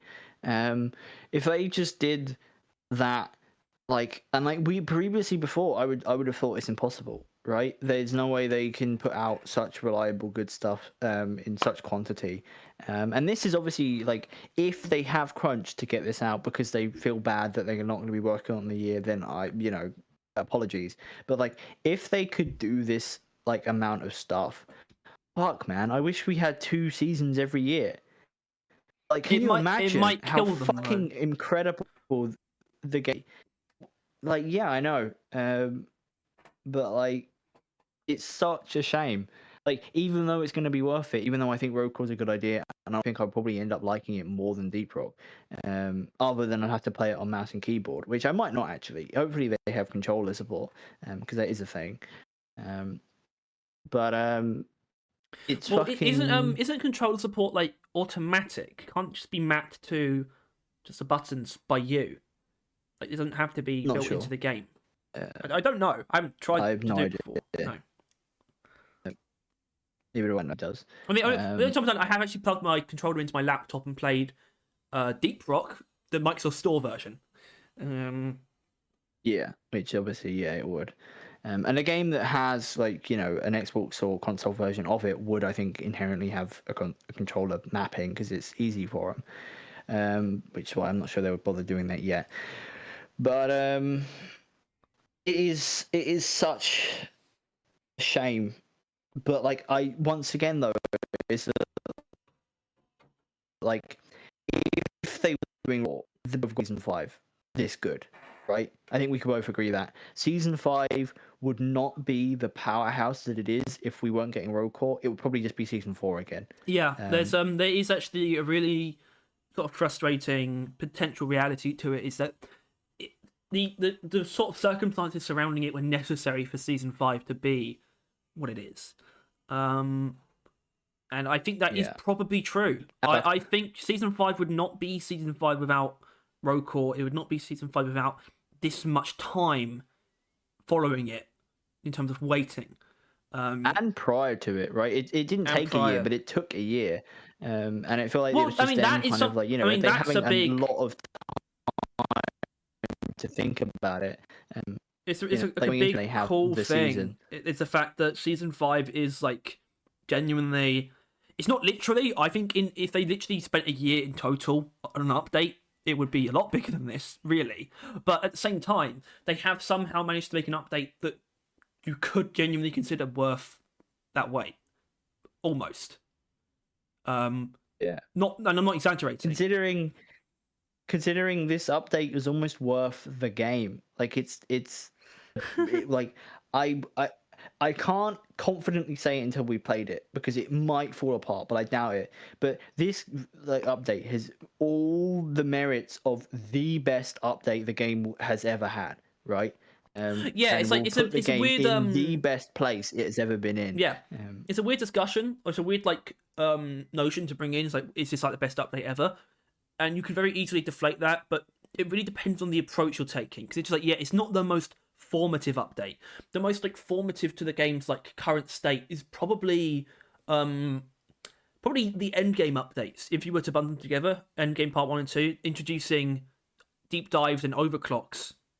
Well, maybe some also overclocks, but then again, it's really hard to like pin that down because I noticed that overclocks are pretty huge. Yes, but it's So kind of but that was kind of all that update had really, and overclocks are massive, but that's kind of all it had. Season 5 is and you could playing argue like is preying upon the fact that the game has everything already, but it's still somehow this good. It only added one really new thing, truly, which is the Hazard 5 Plus. Everything else is just built on what's already there, and that's the thing. It's taking advantage of everything, and that's why it could end up being the best because it's a master work of an update for a feature complete game, right? Kind of. Whereas like season 2, 3, and 4 kind of weren't, in a lot of ways, were almost not updates. They weren't. They were pretending that the game was really done, and they were just sort of adding like weird flavor on top of it. Season 5, especially season 4, 5, right? season 5 is an update that is seemingly taking advantage of the fact that the game is done, but is also being made as if it isn't at the same time. It's like taking advantage of everything that the game has to use to build content off of, but it's not pretending like it has like, season 5 is like it accepts the responsibility that it has of being like a really important update. It's like, okay, I'll take the heat. I'll be like, the best update I can possibly be. I'm not just gonna fall back on like, weird like seasonal like mechanics that that aren't really part of the main game. All of it is part of the game. There's no bubbles being introduced in season 5. Not really. Yeah. And that's kind of awesome. It's actually like vaguely also inherently bursting those bubbles previously with bringing back new seasons. Those bubbles bring back old seasons. They're going to be bring back new seasons. Yeah, I get breaking time itself to allow you to play future incarnations of the game. No, bringing back the old seasons, like just like bringing them back those bubbles, right? Because they became harder to kind of like stumble across or engage with, right? As the seasons leave, and now they can come back. They're back. The seasons are back, for good and bad. For good or ill. I don't know. Just probably, hopefully. I see no reason why it wouldn't be. It's just difficult to say that before we played it because we thought season 4 wasn't that bad before we played it. Yeah, we looked at it and it was like, that's not too bad. And then we played it and we're like, oh, it doesn't play well, like at all. No. But that's because season 4 like had nothing to do.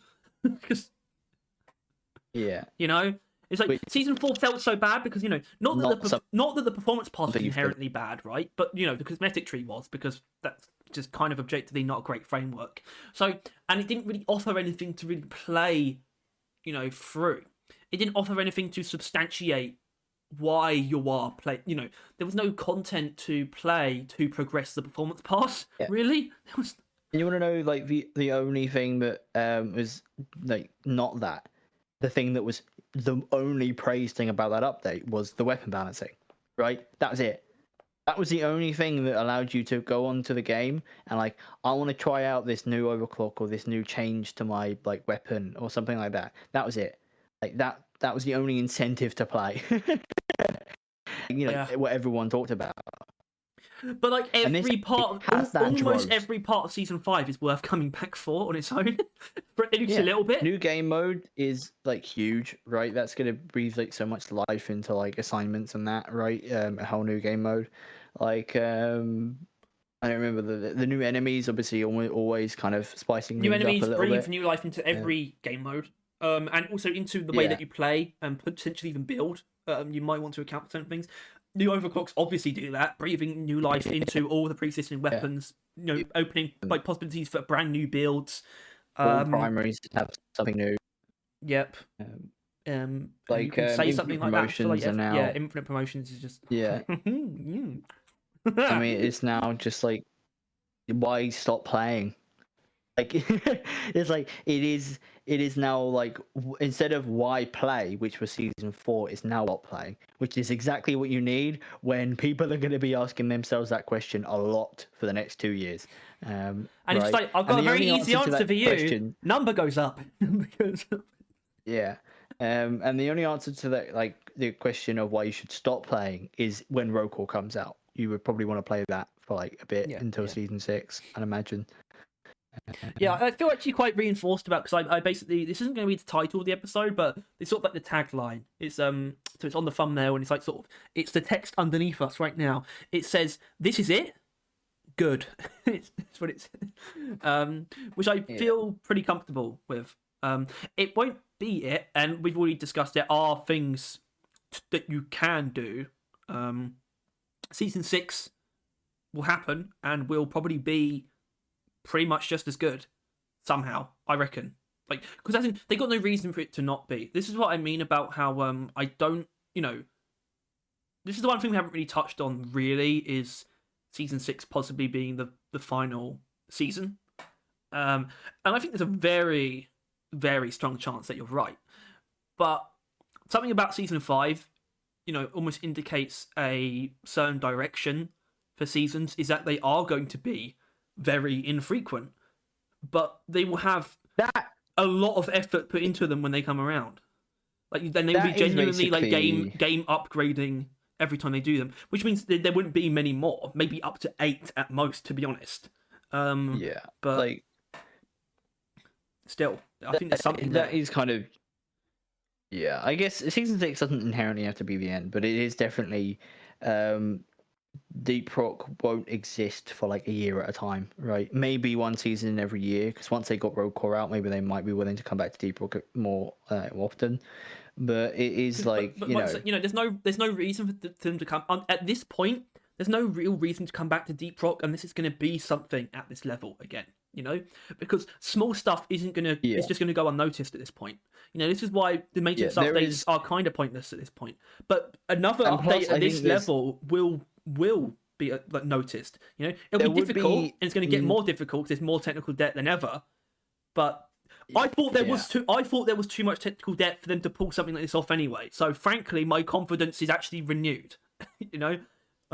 There's also not really any room to accidentally like have season 6, 7, or 8 be a season 4. There's no room for that at that point, right? If you're only getting it maybe once per year, you cannot have it be a unimpactful piece of dog shit. We're expecting this year, which I cannot in good faith say that is a like an absurd ask. What is, right? I think every year. I think we missed that part. We missed. Like, just this season 5, like every time we have a season, which is hopefully like every year after obviously next year. Okay, it's not a big ask of them. I mean, it probably is, literally speaking, and I think they probably was a very difficult update to pull off, and they haven't actually put it off quite yet. But I think it is a very reasonable ask if this is the kind of weights that we're looking at, because this is how you make it worth it. you don't make it worth it with season 4. I don't think there will be another season 4. To be honest, they just can't justify it. You know, Well, because that was them coasting. it's There's literally no when you make a coasting season anymore. 4. There's no coasting. It's either on or off for Deep Rock, and this is on. Yeah. You know, so. And I think if Deep Rock is like off, just let it stay off and work on roll call. But obviously, we will get season 6. I don't think either of us have any doubts, and nobody should have any doubts. Season 6 will definitely occur, Even if it is in 2026. Yeah.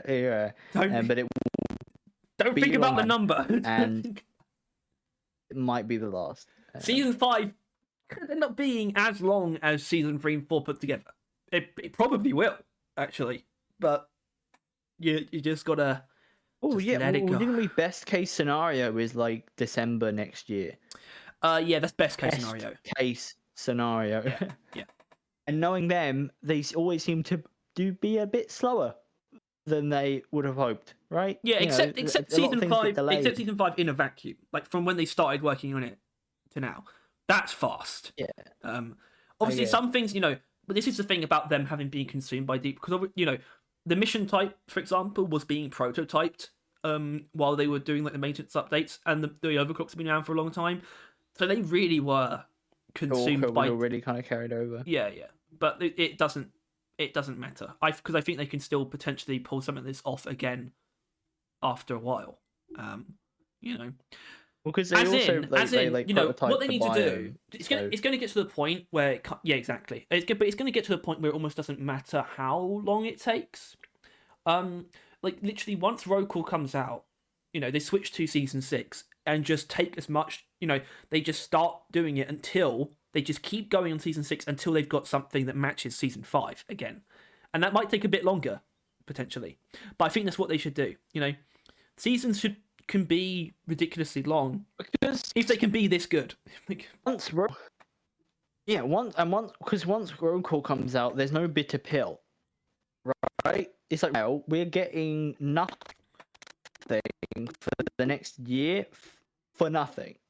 Not for nothing, but like there's nothing to do otherwise. Like, once roll call comes out, while we're not getting Deep Rock updates, Broadcore is getting probably tons of updates, right? And it's like changing like every couple months. And it's like really, quick and up pace and the original Deep Rock speed and feeling. Like, it's I mean, that's something that we really can't afford to think about, though, is how they're going to try and do it after season 6.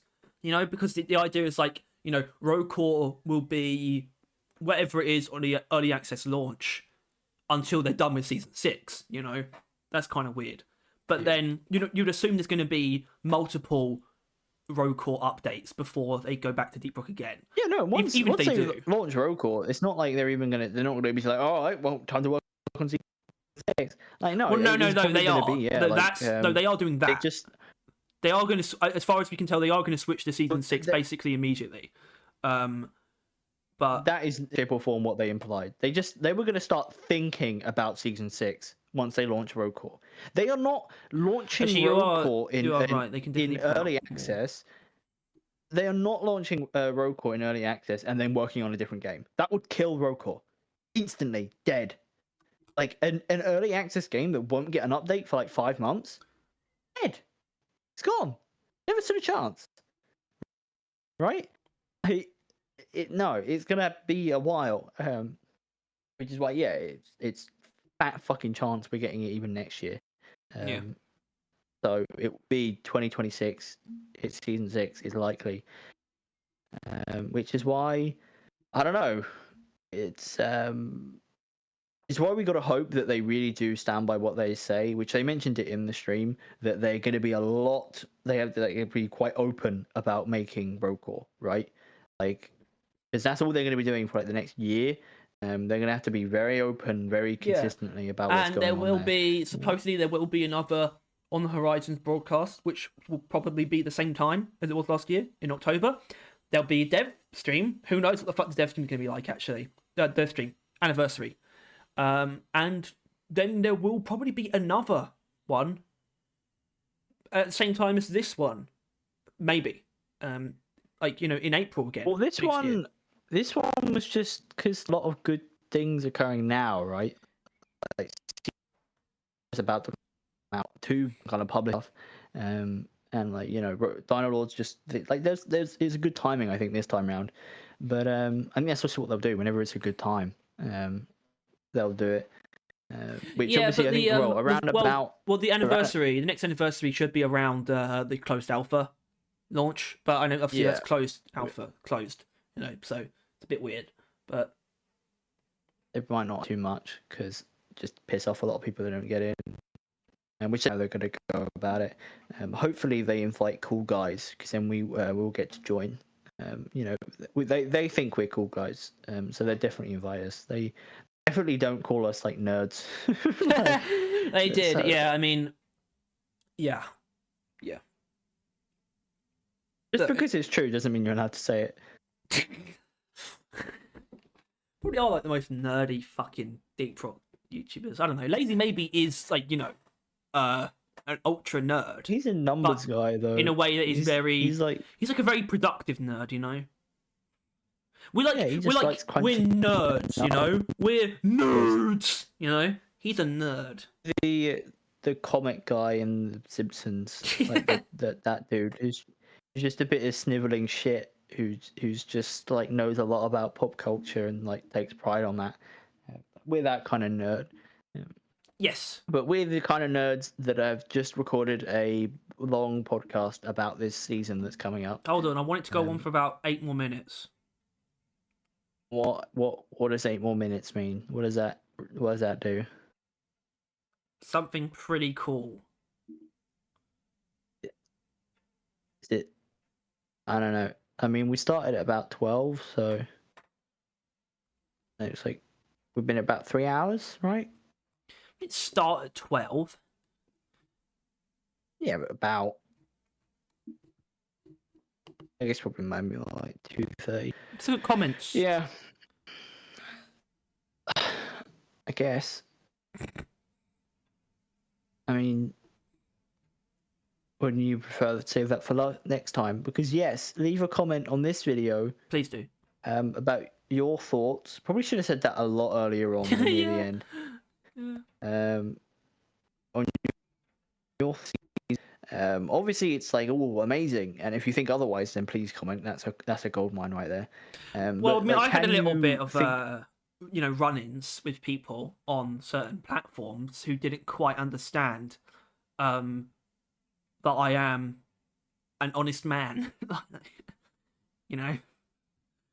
Didn't quite. Yeah, well, that was just them disagreeing with you that there was bad, not that they thought there was bad. Well, one guy genuinely thought it seemed like he thought that we think season 5 is bad, and I find that really but funny. Once again, that is not what I want. I want to know someone who does. Yeah, so do I. 5 is bad. I really want to see that. I reckon it'll be someone new, and it's probably going to be those kind of people, to be honest.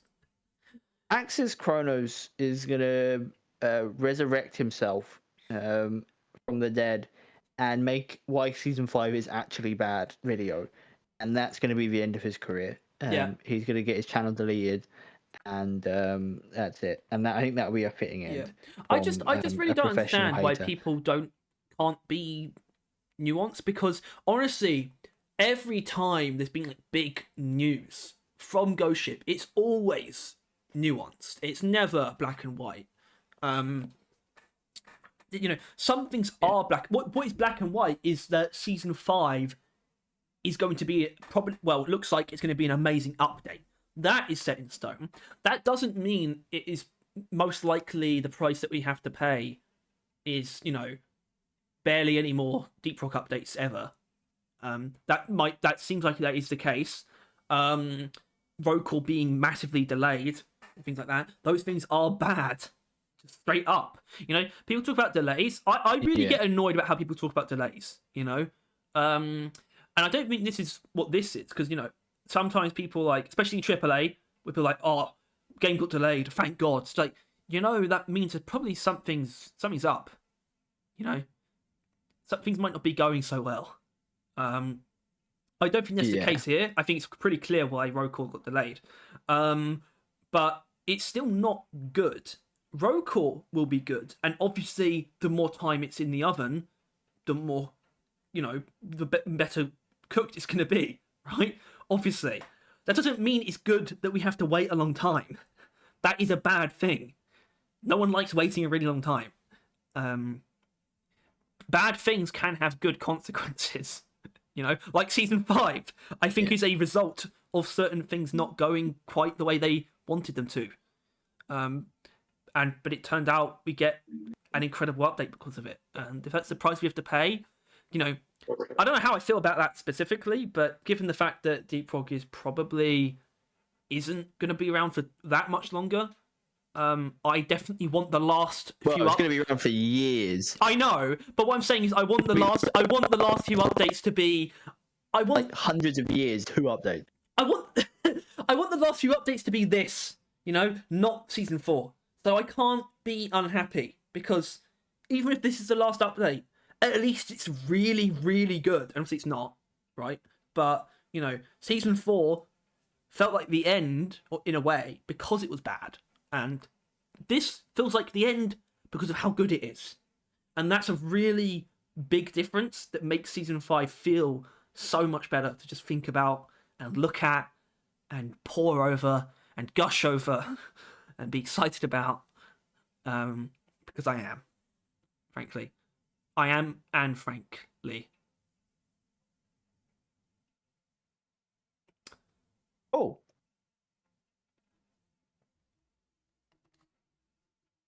And I'm going to take this time to thank our member, Box Fox Scoot. I completely forgot. So yes, thank you very much, Box Fox Scoot, for being our only current member. If you would like to consider becoming a member for the very small sum, also remind that Tyler, you're not in a position to be saying anything at the moment because you can't. We got £1.67. That's how much it is. I don't know what that is. Ones. I think it's like £3 something. But Boxbot Scoop, just a reminder that it's almost going to be a month. Just a reminder that you're a member already. If you're a member, you do get. He really hasn't taken advantage of his benefits. You get pretty significant priority on podcast suggestions and questions for us to answer, but also just conversation topics even. You will get, the chat emojis when we do live stream. You'll get access to videos that might not ever be public. When videos are uploaded before they are scheduled to be, you can see them early as well. If that happens, this is why this is why it's so cheap, right? The reason why, part of the reason why is what's right there. A loading screen.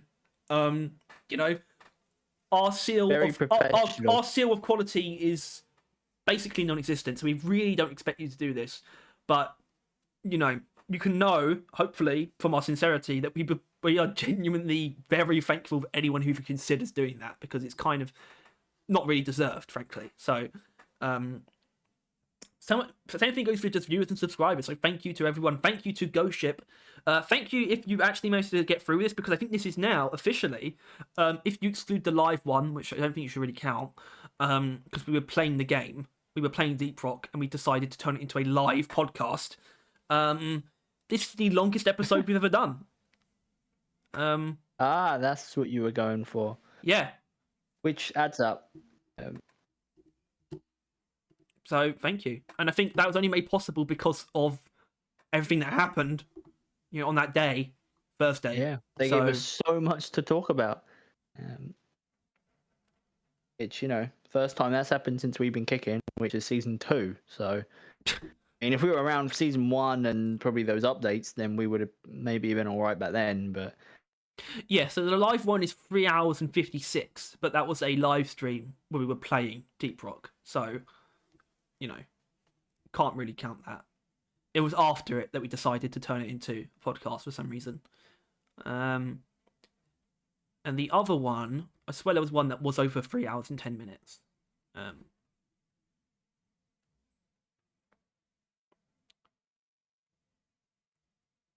swear. Yeah, 3 hours 16. Okay, so we've done it. definitively. So, but due to that fact, I think it is time to go. Yeah. So, as per usual, if you enjoyed this episode of the Bad Vision podcast, please make sure to like and subscribe if you want to stay on top of everything to do with Deep Rock and Rogue Core. Consider clicking the bell, although you could probably wait like about 6 months before that's relevant, especially for Rogue Core. Either way, thank you so much for watching. Thank you, Ghost Ship, for being awesome. Thank you to me, and thank you, Tyler, for doing this, I guess. I don't know. You're welcome. Maybe we should thank ourselves more often. I'm gonna have to buy like a webcam. I probably am, aren't I? Probably. Yeah. Or maybe a new... no, not a new laptop. Shit. You shouldn't get a new laptop. No, it's not that bad. No, The camera doesn't work. You should probably get a webcam, get a and new then laptop. you should probably get a new webcam, and then you could use it if you do get a PC. You could just use it with PC. Just plug it in. Yeah. So Or I could get like just a proper camera, like a full-on, like professional camera. Does that work? Do you think? Like, no, it I doesn't. don't know. That doesn't fit with our theme, our ideologies. I'm just not sure that's what we are really. we're not allowed to look or present ourselves as good. It's got to be I have almost been through 2 bottles of water during this. impressive. I'm sure your pisses are loud and thunderous. Alright, so goodbye from me. There's a goodbye from Tyler. Goodbye.